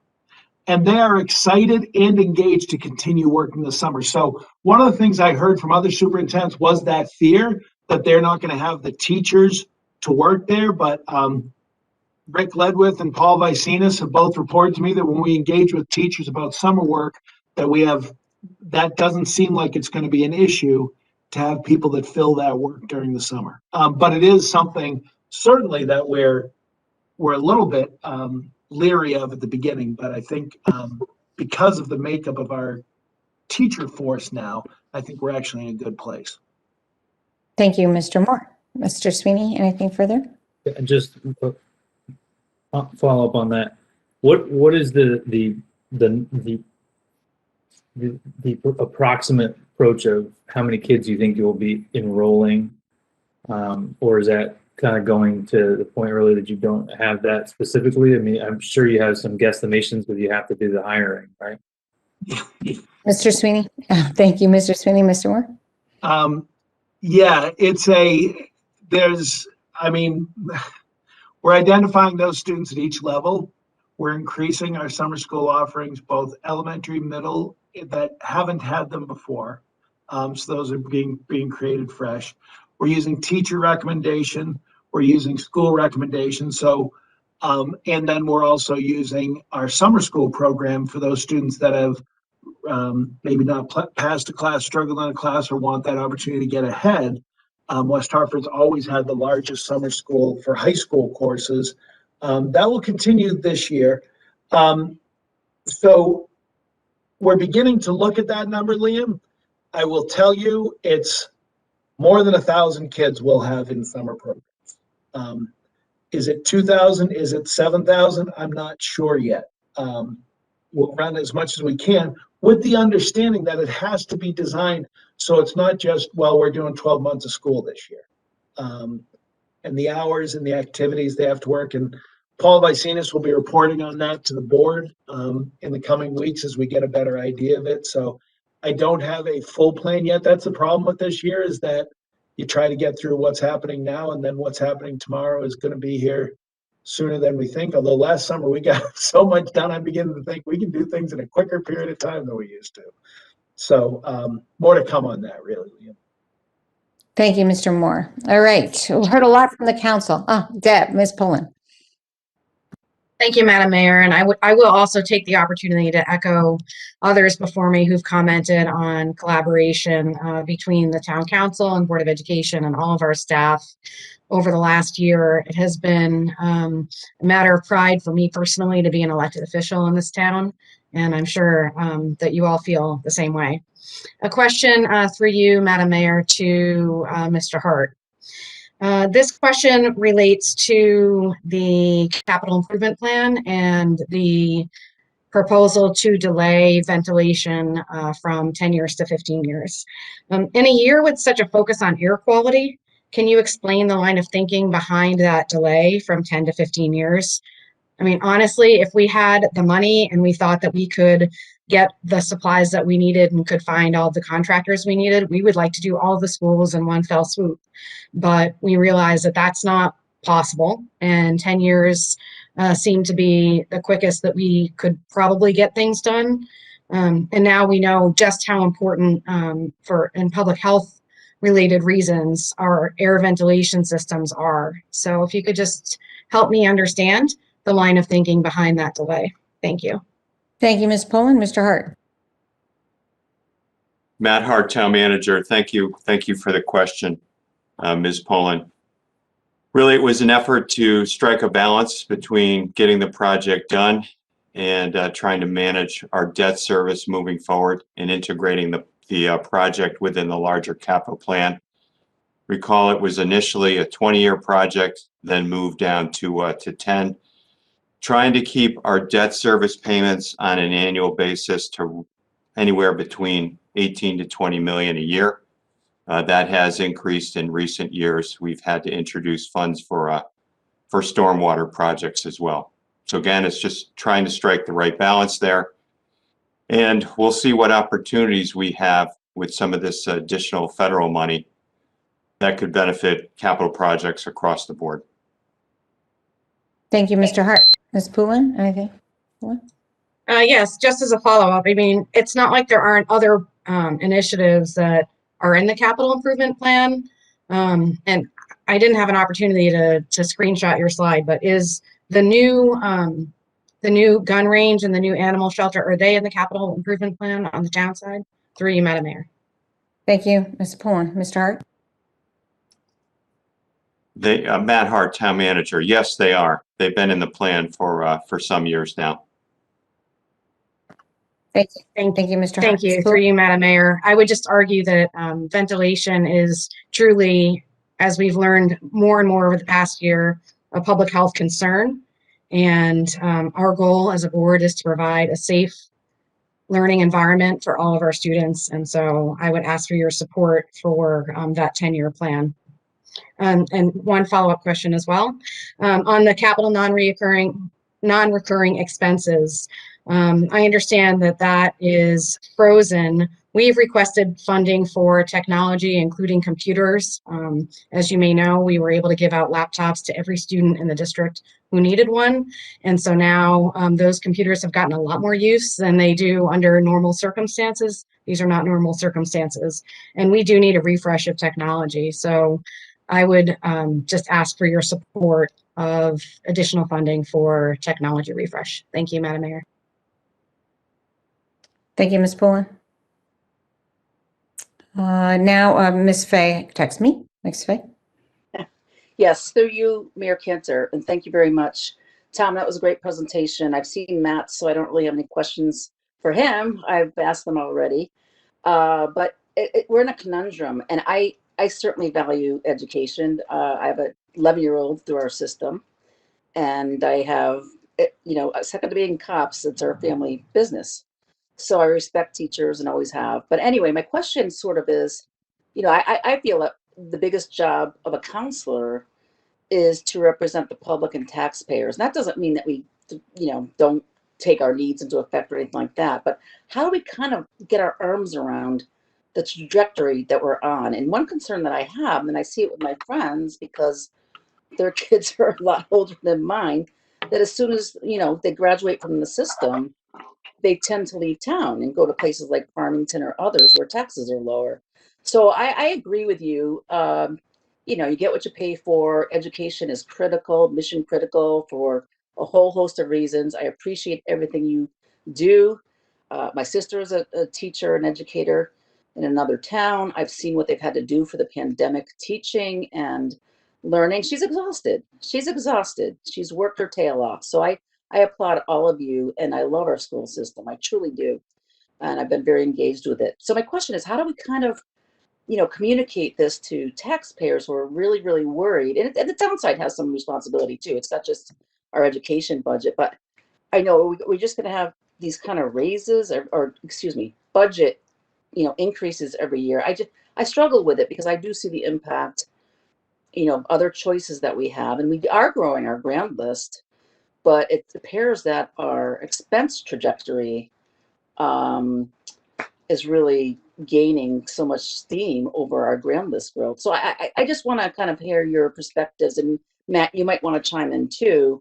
But how do we get our arms around what we can do in the future? Because there are a lot of needs, and there's certainly capital improvement needs in the schools. So that I just really want to make sure that we do keep the taxpayer in mind. And I agree, we're lucky right now, but we are losing seniors and we are losing families who have graduated from the high school. So that's my question, Tom. And again, kudos. Thank you so much to your team and to all the teachers and principals. I truly appreciate it. But I'm trying to balance where we're going and what we need. Thank you so much. Thank you, Ms. Fay. Mr. Moore?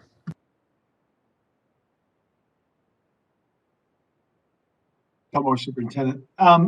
Yeah, Mary, and I, to all of you, I understand the conundrum that you're in. I understand that this is about how do I represent people and make sure we're caring for their well, and I'm not saying that that's not a consideration. It's a consideration of mine, which is why I didn't propose a 5% budget. We're one of the lowest education in the area. We're one of the lowest proposals any superintendent's made, just so we're clear on that. The answer is, and this, I'm a history teacher, so forgive me. I've lived here I've been superintendent or teacher in West Hartford 26 years. I've come to board meetings and town council meetings for probably the last 24. Maybe my first couple I wasn't as engaged or watched or heard. And I've heard for years that it's unsustainable in West Hartford, that nobody's going to move here because of our taxes, that this rate won't continue. The rate of the school budget increase over the past 10 years, I could have put it up for you, I didn't choose to, is lower than what inflation is over that time.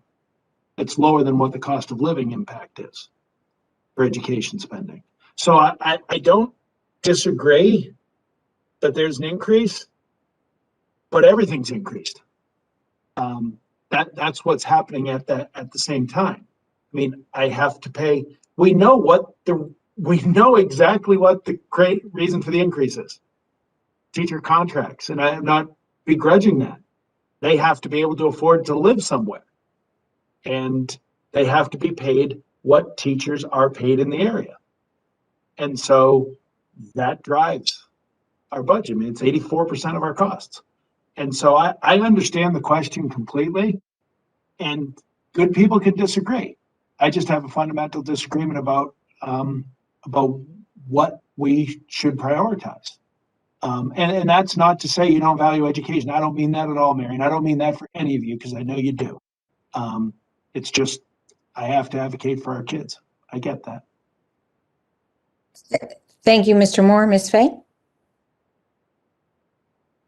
And I wanted to really impress upon you too that, of course, I love our school system. It's wonderful. It's terrific. Good teachers. I know a lot of them, some of my friends.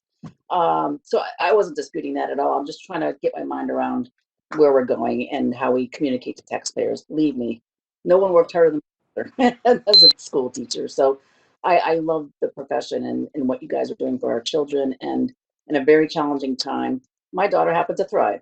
She's doing fantastic. So I appreciate everything that you're doing. So it's not a criticism of the school system. We're just trying to figure out how can we manageably go forward without just, an expected 3% or 5% or whatever the number is climb over here. But thank you for your response. I do appreciate it. And I appreciate your passion. Thank you, Ms. Fay. Mr. Hart wanted to also respond. And then just so you know, you're in the queue. Mark Zdanowitz is next, and then Amanda, and then Ari. So, okay. All right, Mr. Hart. Thank you, Mayor. Matt Hart, Town Manager. And Councilor Fay, in response to your good question and adding to what Mr. Moore said, I think to some extent, this is a Connecticut issue because we are so reliant on property taxes. I would argue that in most towns in Connecticut, all 169, in most years, with the exception of a reval year or where they have a big project, in most years, their fixed and semi-fixed costs are going to go up at a rate that's higher than their grand list will grow. So in West Hartford, if our fixed costs, semi-fixed costs increase by 3%, that's 9 to 10 million. Our grand list, if it were to grow 1%, which is a remarkable year, would generate 6.3 million.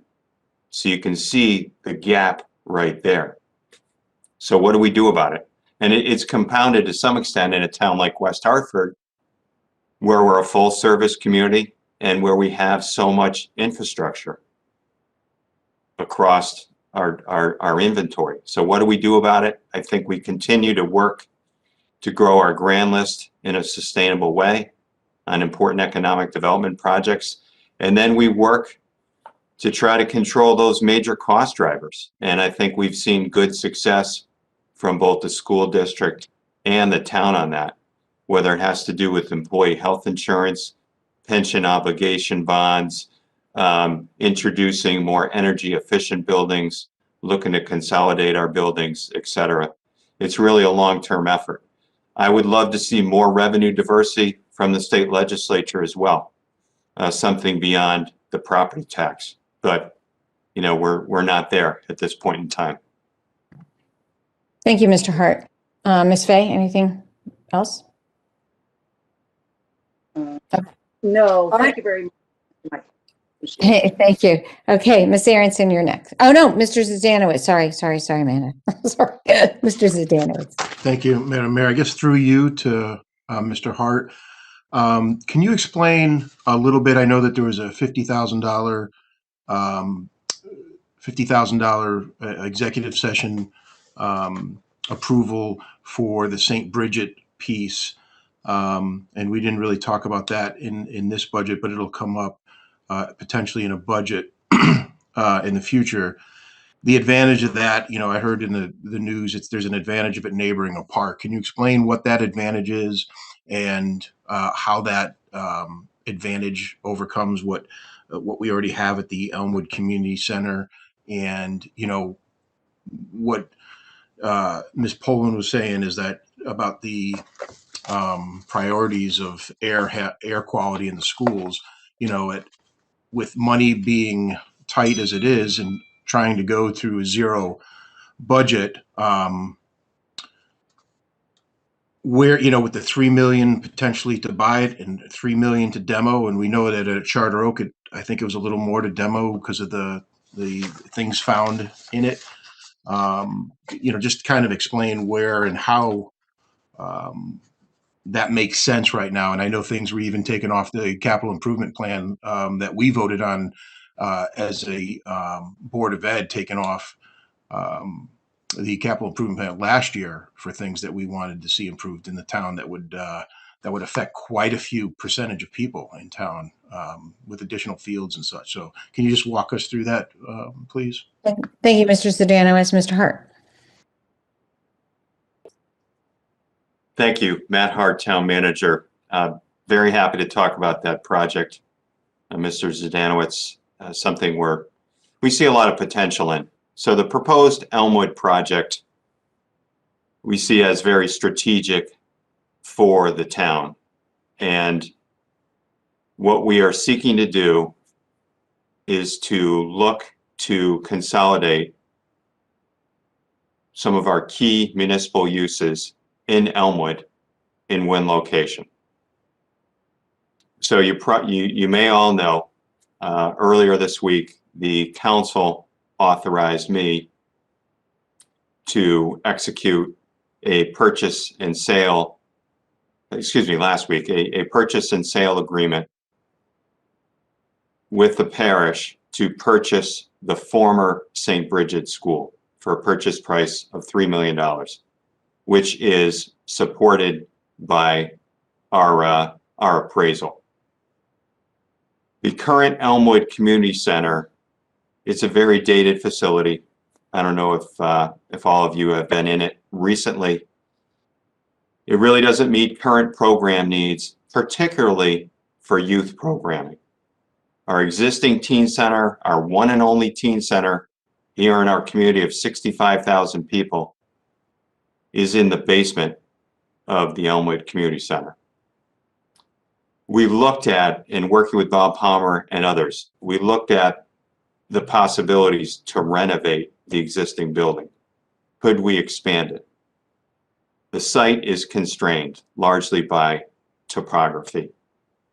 The St. Bridget location is immediately adjacent to Beachland Park, 40 plus acres.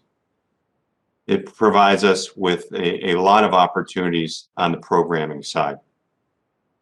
So what our thinking is that we would acquire this property. The contract is contingent upon a number of things. It's contingent upon an environmental assessment. It's contingent upon a title search, all the standard things, council approval, TPZ approval.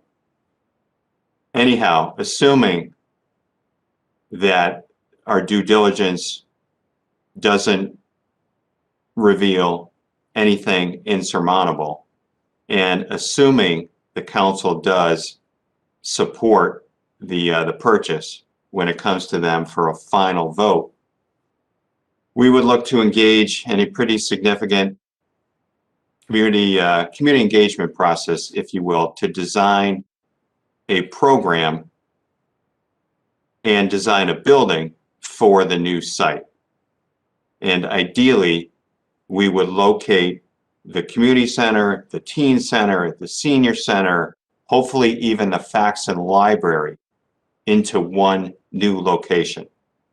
That would allow us, hopefully, to repurpose the existing Elmwood Community Center and potentially even the fax and library for private redevelopment that's consistent with our plan of conservation development. And that would lead to grand list growth and help offset the cost of the new project.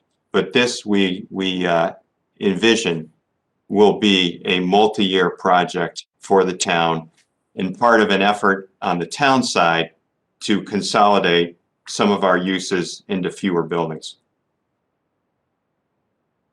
Thank you, Mr. Hart. And I just would like to say that this is probably one of the most transformational projects that came before us. Would we choose to do this now? Not really sure, but this opportunity came up now. And if we're one of the only communities in the region without a youth center that really contributes and serves its youth. We don't have a boys and girls club. We don't have an active Y. We don't have we have town rec leagues that are limited by space in schools that we know. And Mr. Moore knows this because people come and there's just no more space. We're underserving our youth. We also are we have a little over 9,000 students in the school. We have a population of 64,000 people.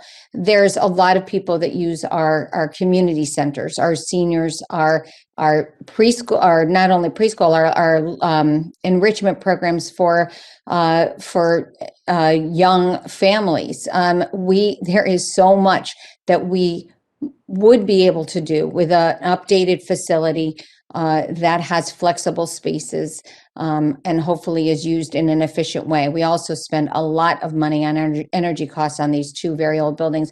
Elmwood Community Center is over 100 years old. Is 100 years old. It is. It's just really. It's a white elephant.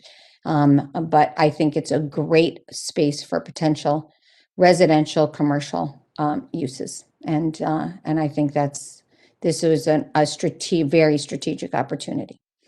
But much more to follow, and your input is welcome. So now, Mr. Zdeno, is anything further from you? No, thank you, Madam Mayor. Okay, great. Now we go to Ms. Harrison. Thank you very much, Madam Mayor. I appreciate it. And thank you to all of you for leading when it's hard. I think we can all appreciate that not only are you looking after aspects of education, but you're also looking after all of the other services of our town. It's a heavy lift and one that we recognize and thank you all for, staff and elected officials. So the one point that I wanted to make this evening, and it seems like a good time to make it the way that our conversation is pivoted, is that we are at a pivot point in our district's education, a pivot point.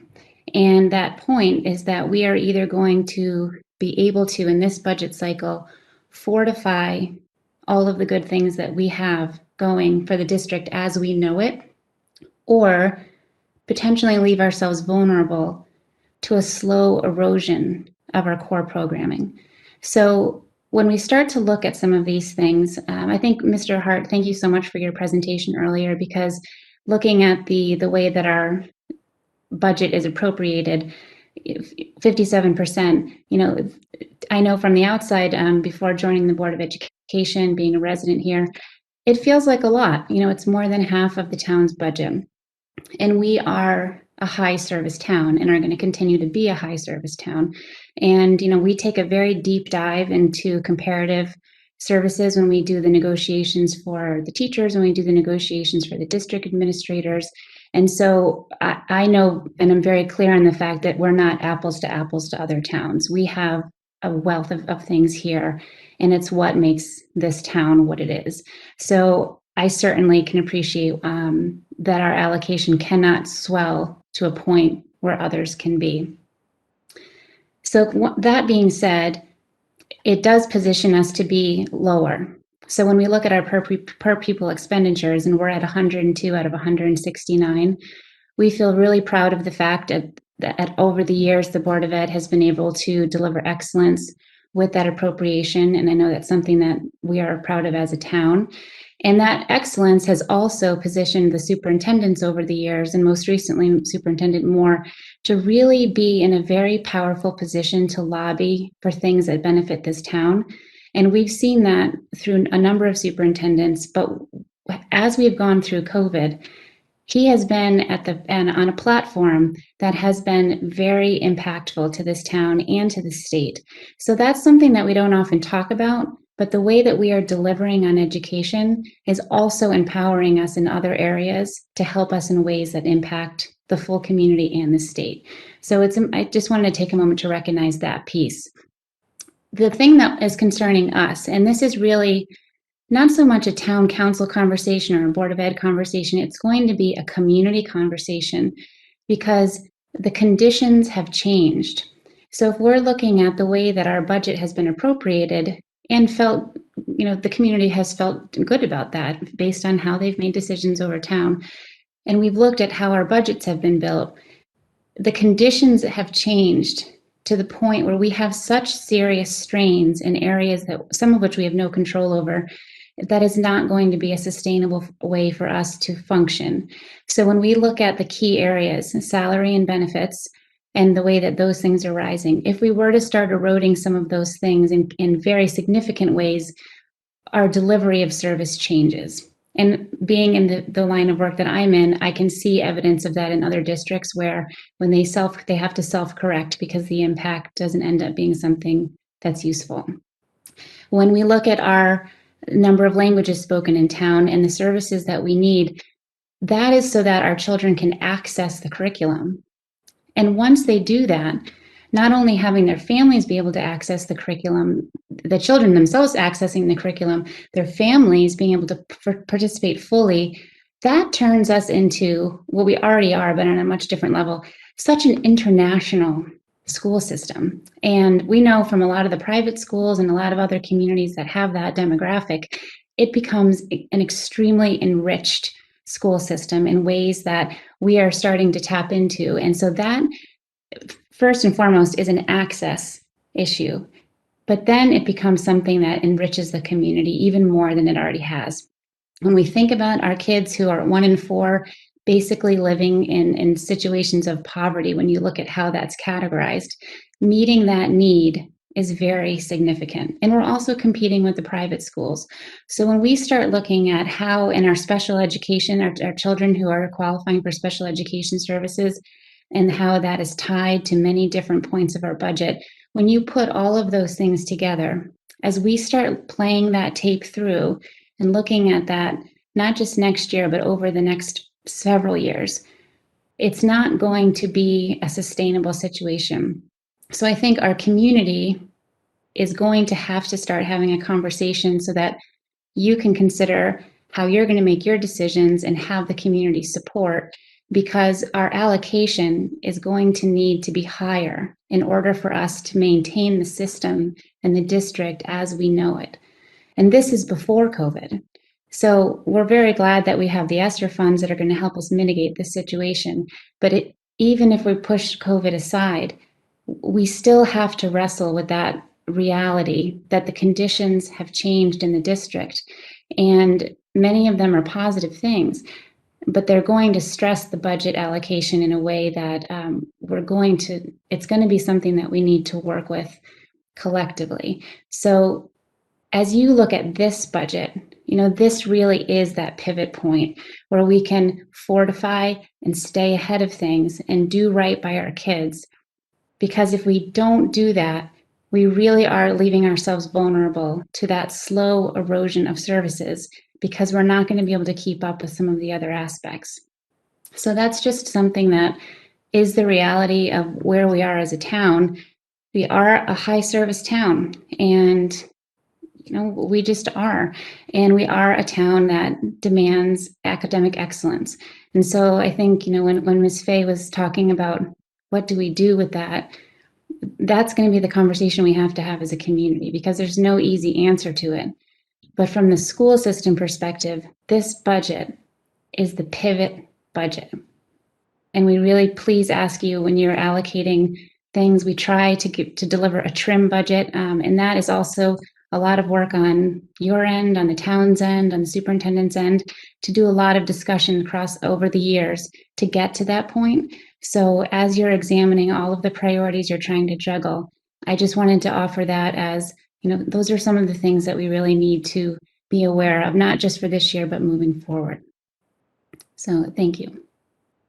Thank you, Ms. Aronson. Ms. Steinberg, Dr. Steinberg. Through you, Madam Mayor. I don't know who can answer my question, so I don't know who I'm addressing it to. We'll help you. Okay, thank you.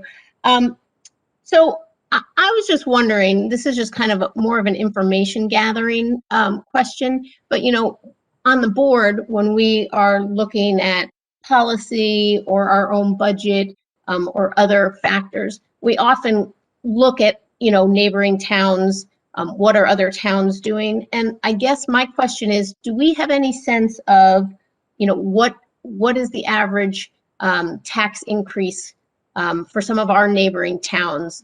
Because you know, I mean, I feel as strongly as Tom and Amanda and the rest of the board do with regard to kind of, you know, showing what we prioritize by where we put our funding. And I guess the question is, if we're not out of the ordinary by having some sort of increase in comparison to our neighborhood towns, and it could benefit and show that we prioritize education given this horrific year that we have all experienced, isn't that in the long run worth it? So I'm just wondering, do we have any comparisons about what other towns are doing? Is everybody, you know, trying to go with a 0% increase? I'm curious. So that is a very complicated question, and I'm sure Matt, you know, Matt can address some of it. But as Matt mentioned, property taxes are, we in West Hartford are extraordinarily reliant on residential property taxes. You compare us to a Farmington that has significant corporate presence, a significant pilot presence. Matt's old community at Yukon, in Mansfield, a significant state. 89% of our tax revenues come from residential property. So it's our residents that are paying for it, much more so than other communities, more so than Bloomfield, Windsor, a lot of Avon, a lot. So we also are we don't have those bumps in big grand lists necessarily, like, I mean, they're big, but they're not big compared to our grand list. So, and we're an MDC town. So almost 2 mils of our mill rate is from MDC. So we have 8 towns in the district that are tied to MDC. So we are share a quite a percentage of the MDC ad valorem, which I could go on forever, but the ad valorem, which is based off of grand list, and not only based off of grand list, but taxes collected over the last 3 years. It's an antiquated old system, and there's no other system in the country like it, but we're in it. and so that's 20, we are allocated almost 25% of MDC from that. Some towns don't charge for have separated trash. We have that in our budget. Some have a separate sewer, some have a separate fire district, or don't have a paid fire department. So it's a very mismatch, very, very hard to compare. A lot depends also on grand list. So if you were to look at your property, if you go to Zillow, say, and you look at your property tax bills for the last 10 years, and you look at how those have gone up, or it's tied to the 5-year chunks of your revaluation more than it is tied to the budget. So it's the value of your home, the assessment of your home, that actually has a much bigger impact on the taxes you pay than the budget impact. Larger homes actually went down in value. Houses in the $350,000 to $450,000 range went up in value. So you would think that the property tax burden, it's on people that can handle that. It's actually a very regressive tax, and it is on a lot of times falling in sort of those prime homes that have relatively high value. Like certain homes are going to have a much higher square foot value. Lamb isn't one of those homes. So near West Hartford Center, certain areas that we call them, the hot zones in town. So it's funky, but Matt, would you like to clarify or expand? I don't know. And Matt Hart, Town Manager, I can elaborate a little, and thank you for the good question.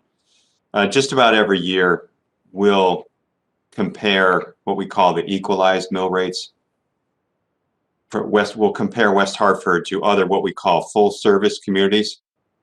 And outside the cities, really, there aren't many in Connecticut. When you look at 169 towns, the vast majority are smaller than we are. But the analysis we've conducted in recent years, West Hartford is always very, very competitive with respect to where our tax rate stands compared to what we see as peer communities in Connecticut. I have just been tracking what some of our neighbors have been doing over the last month or so. I think on the expenditure side, the fact that we're coming in under 3% is very competitive. It's much lower than what I'm seeing in some other communities. Like the mayor pointed out, though, a few, Simsbury, Manchester, and others, they experienced some significant grant list growth, either due to a revaluation or some big project. And a big project in a small town can do a lot for their grant list. If we wanted to see 1% growth here in West Hartford, we'd have to build a one park project each and every year. But anyhow, some of those communities are coming in with a lower tax increase because they've seen that significant grant list growth this past year. On the expenditure side, from what I've seen, we're very competitive. Haven't seen anyone yet coming out with a zero on the tax increase. And I think Farmington, my colleague, proposed a tax increase of about 5%, largely due to their capital needs. So that was a long-winded answer. I hope it was helpful. I appreciate it. Thank you, Mr. Hart. And anything further? I guess I just wanted to finish by just kind of having, just a word or two about, being on the board and new to the board, obviously, but being a resident of West Hartford for the past 20 years. I mean, I just feel like this is the year to show support to the schools. Just as a parent, we were the first district to close when this pandemic hit and keep our kids safe. We were one of the first districts to reopen and get our kids back in school. That was always the priority. I just feel like our district went above and beyond to support our students and our families. And it's our opportunity to show that same level of support back to Tom and his administrative team, who I personally don't think have slept since March. So I just really, I don't think the budget that's being proposed by the district is extravagant. I also feel like some of the added positions also show our districts how we prioritize mental health for our students and families, which a lot of districts don't. And I think that's something that really sets us apart and makes us special. So I really hope that this is the year that we can show support and prioritize the education process. Thank you, Dr. Steinberg. We're going to go to Dr. Lorna Thomas Farquharson next. Your turn. Thank you so much, Madam Mayor, and good evening to all of you, and echo all of the sentiments of appreciation. My question through you, Madam Mayor, is open to all. But first, I just want to echo again the value, the importance of this discussion as we talk about our budget. I really appreciate how Mr. Hart, when you opened up and with your slide presentation, and one of the slides you made reference to, you stated West Hartford is consistently recognized as one of the nation's premier communities. And we certainly are proud of that. And following that, you listed areas that certainly highlight to give evidence to that. And it started with education. And throughout your presentation, your slide made reference to education. And truth be told, to many of you leaders here, many times seeing you, hearing you present or speak, recognition is given to education. And we're proud of that.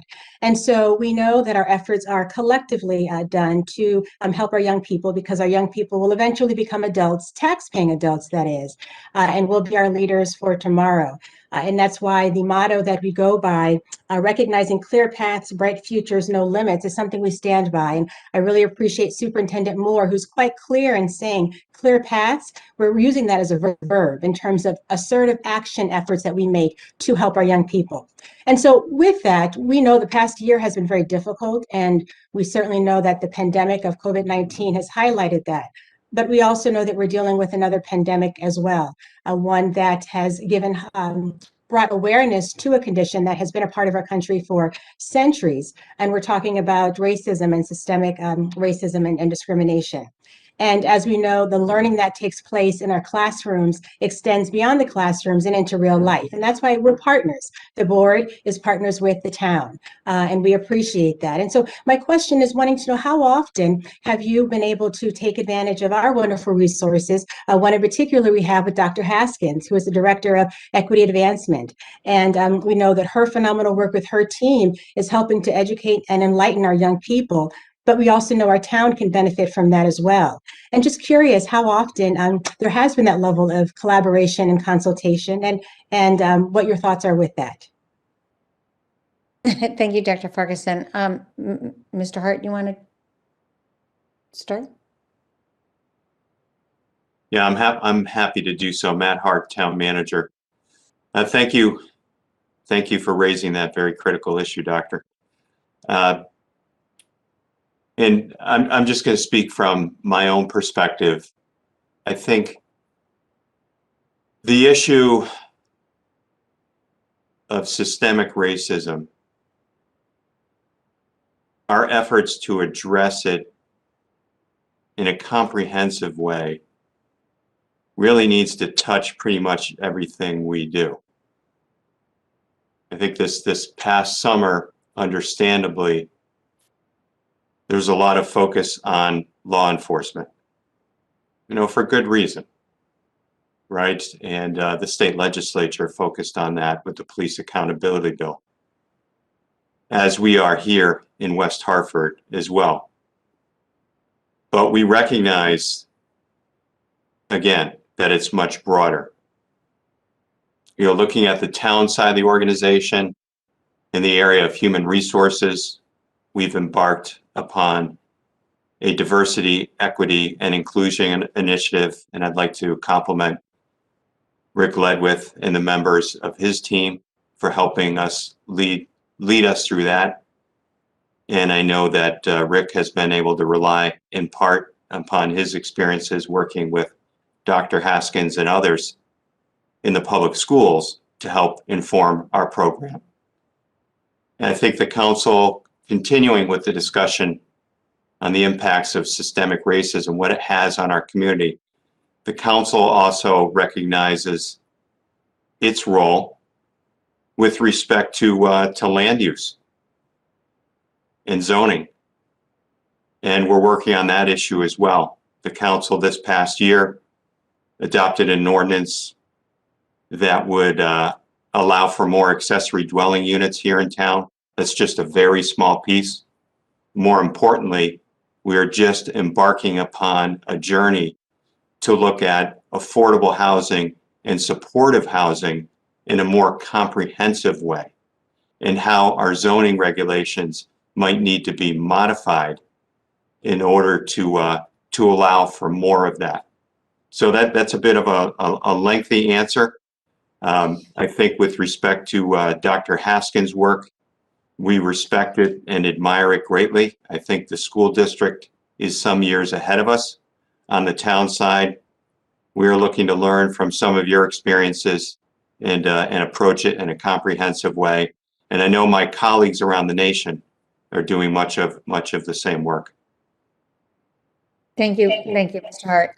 I will say that Dr. Haskins and I have been in many meetings together to work on community events that highlight and enrich our community, and I hope that that just expands. But we will absolutely take any opportunity to have Dr. Haskins enrich not only our staff members, but the council and our residents in her work. So we're happy to partake in any of that guidance and expertise.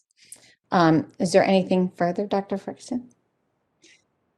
Madam Mayor, thank you for the response, and Mr. Hart, thank you for the response, and just thank you all for having the level of being open-minded to recognize that this is a work in progress. We're all a work in progress, and once you graduate high school, the learning does not end. So please continue to learn.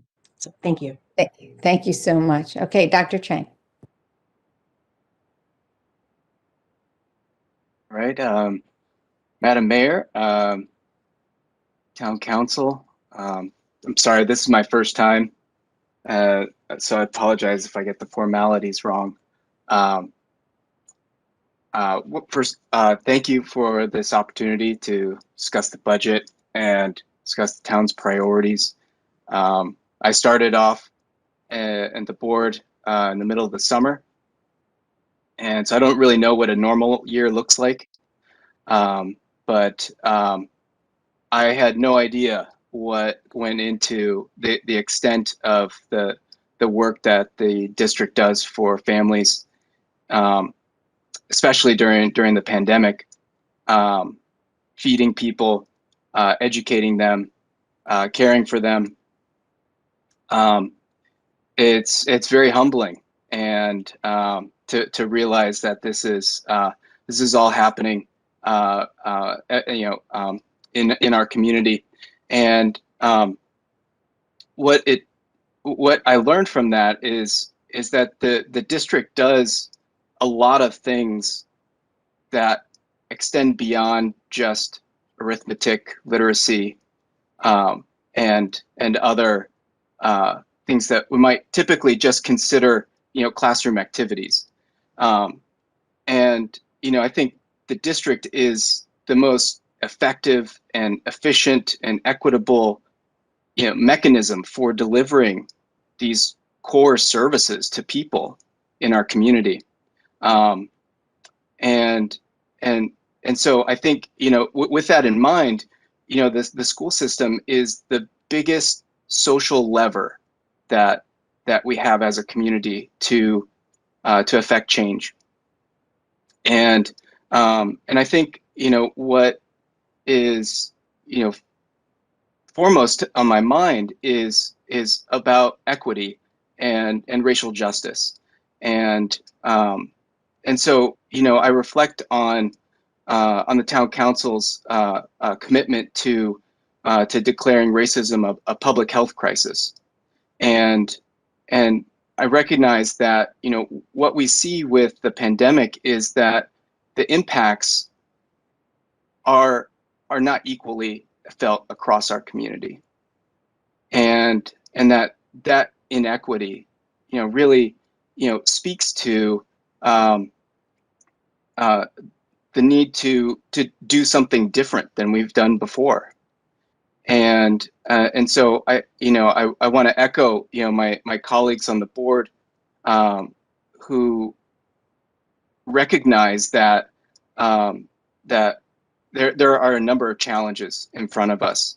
And I would, I would press a little bit further to say that that while we have vaccines rolling out and that we're discussing a return to normal, I'm afraid that the mental, social, cultural impact, economic impacts of the pandemic are going to continue to be felt in our community long after we have reached an effective, vaccination of the population.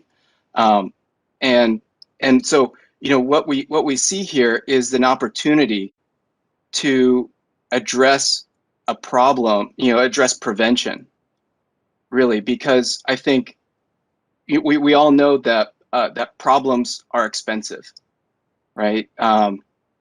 The cost of caring for people in the opium epidemic prior to the COVID pandemic demonstrates the kind of cost that social and that social problems can have. And so what I would encourage is a notion that an investment in education and in the district is in some ways a way of addressing before we get to those larger, bigger problems, right? We need to build capacity into our institutions to deal with the problems that we don't see yet. And I think that this is a real, important moment to do that, because of the clarity of purpose that we have. We know what the problems are with racial justice. All of the people that we need to solve that problem live here in West Hartford. All of the things that we need to solve that problem are here. We don't need we don't need to hire a consultant. We know what they are. And so I would just encourage, a deeper reflection on the need to address pets and bullets over the lives of our residents. We know, because of declaring racism as a public health crisis, that these impacts are those disparities are being exacerbated, and that those are things that we really are on us to consider. And so I appreciate the complexity of the problem, and I think what is on my mind is a kind of people first approach that anticipates the need for a deeper capacity, a deeper bench in the school system, because I've seen it work so well and address problems so effectively, that this is something that I think is an investment in and making good on the town's recognition that racism is important determinant factor in how people are going to recover from this pandemic. And so really encourage a deeper reflection on those priorities. Thank you. Oh, thank you, Dr. Chang. Okay. Is there any other comments or questions on this? This is a public meeting, and we really do have to make sure that we're noticed and we talk about what we've noticed, which is the budget. So I just want to make sure that people are, everybody has an opportunity to ask a question before we, any other comments, questions? Okay. All right. So there was a lot of good conversation, a lot of good points, and now we continue to listen to the public, and we will. From what I understand, Mr. Hart, there was no information on extension of the budget, correct? This year, there was no. Talk Matt about Hart. that at CCM. Matt Hart. Oh, sorry, Mayor. Matt Hart, Town Manager. At this point, no. Okay, so we will expect that we will continue on the same calendar as Matt had, that is included in the budget, in the back of his budget presentation. No, we have a lot of work to do when this budget, whatever is, we come up with as a final line item number on our budget item, and it affects people in a variety of ways, and whatever those impacts might be. We're going to have a lot of work to do with planning next year, figuring out strategically some the unique resources that have come our way to respond to this really challenging, transformationally just overwhelming crisis that we've all faced this last year. And everybody has faced the crisis, but most profoundly our youth. And but with our youth, I also want to include the young adults that lives have been put on hold, whether they were leaving college and there are no jobs, or they're in college and their lives have taken a pause in a way that has been very profound. So it affects everybody. But we also, so the council has a really hard job. If we hear the priorities, we understand them, but know that our social services department has also served 70% more families than they had before, and we have to care for them, and we have to also serve all of our community. Our seniors were locked up, afraid to leave their homes. Many of them were disconnected digitally, so they are having incredible, also some PTSD, I think, from really challenging times. So as we face all of those needs and balance all of them and try to make this a sustainable path, I mean, we don't want to be in a situation where we're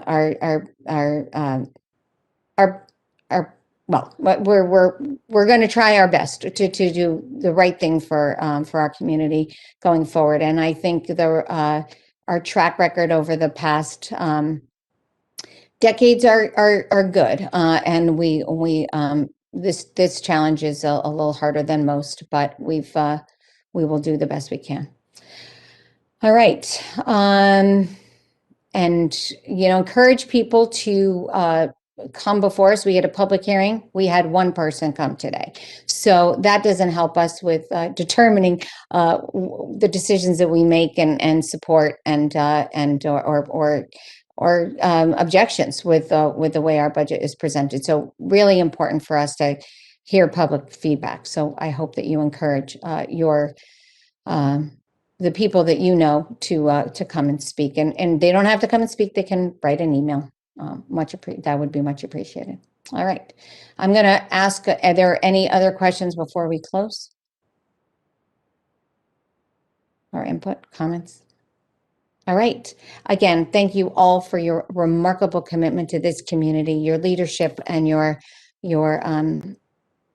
tireless efforts to make us the best community we can be. And I think we are in a wonderful place. Yes, we have big challenges, but we will work through. So thank you so much. Good night, everybody.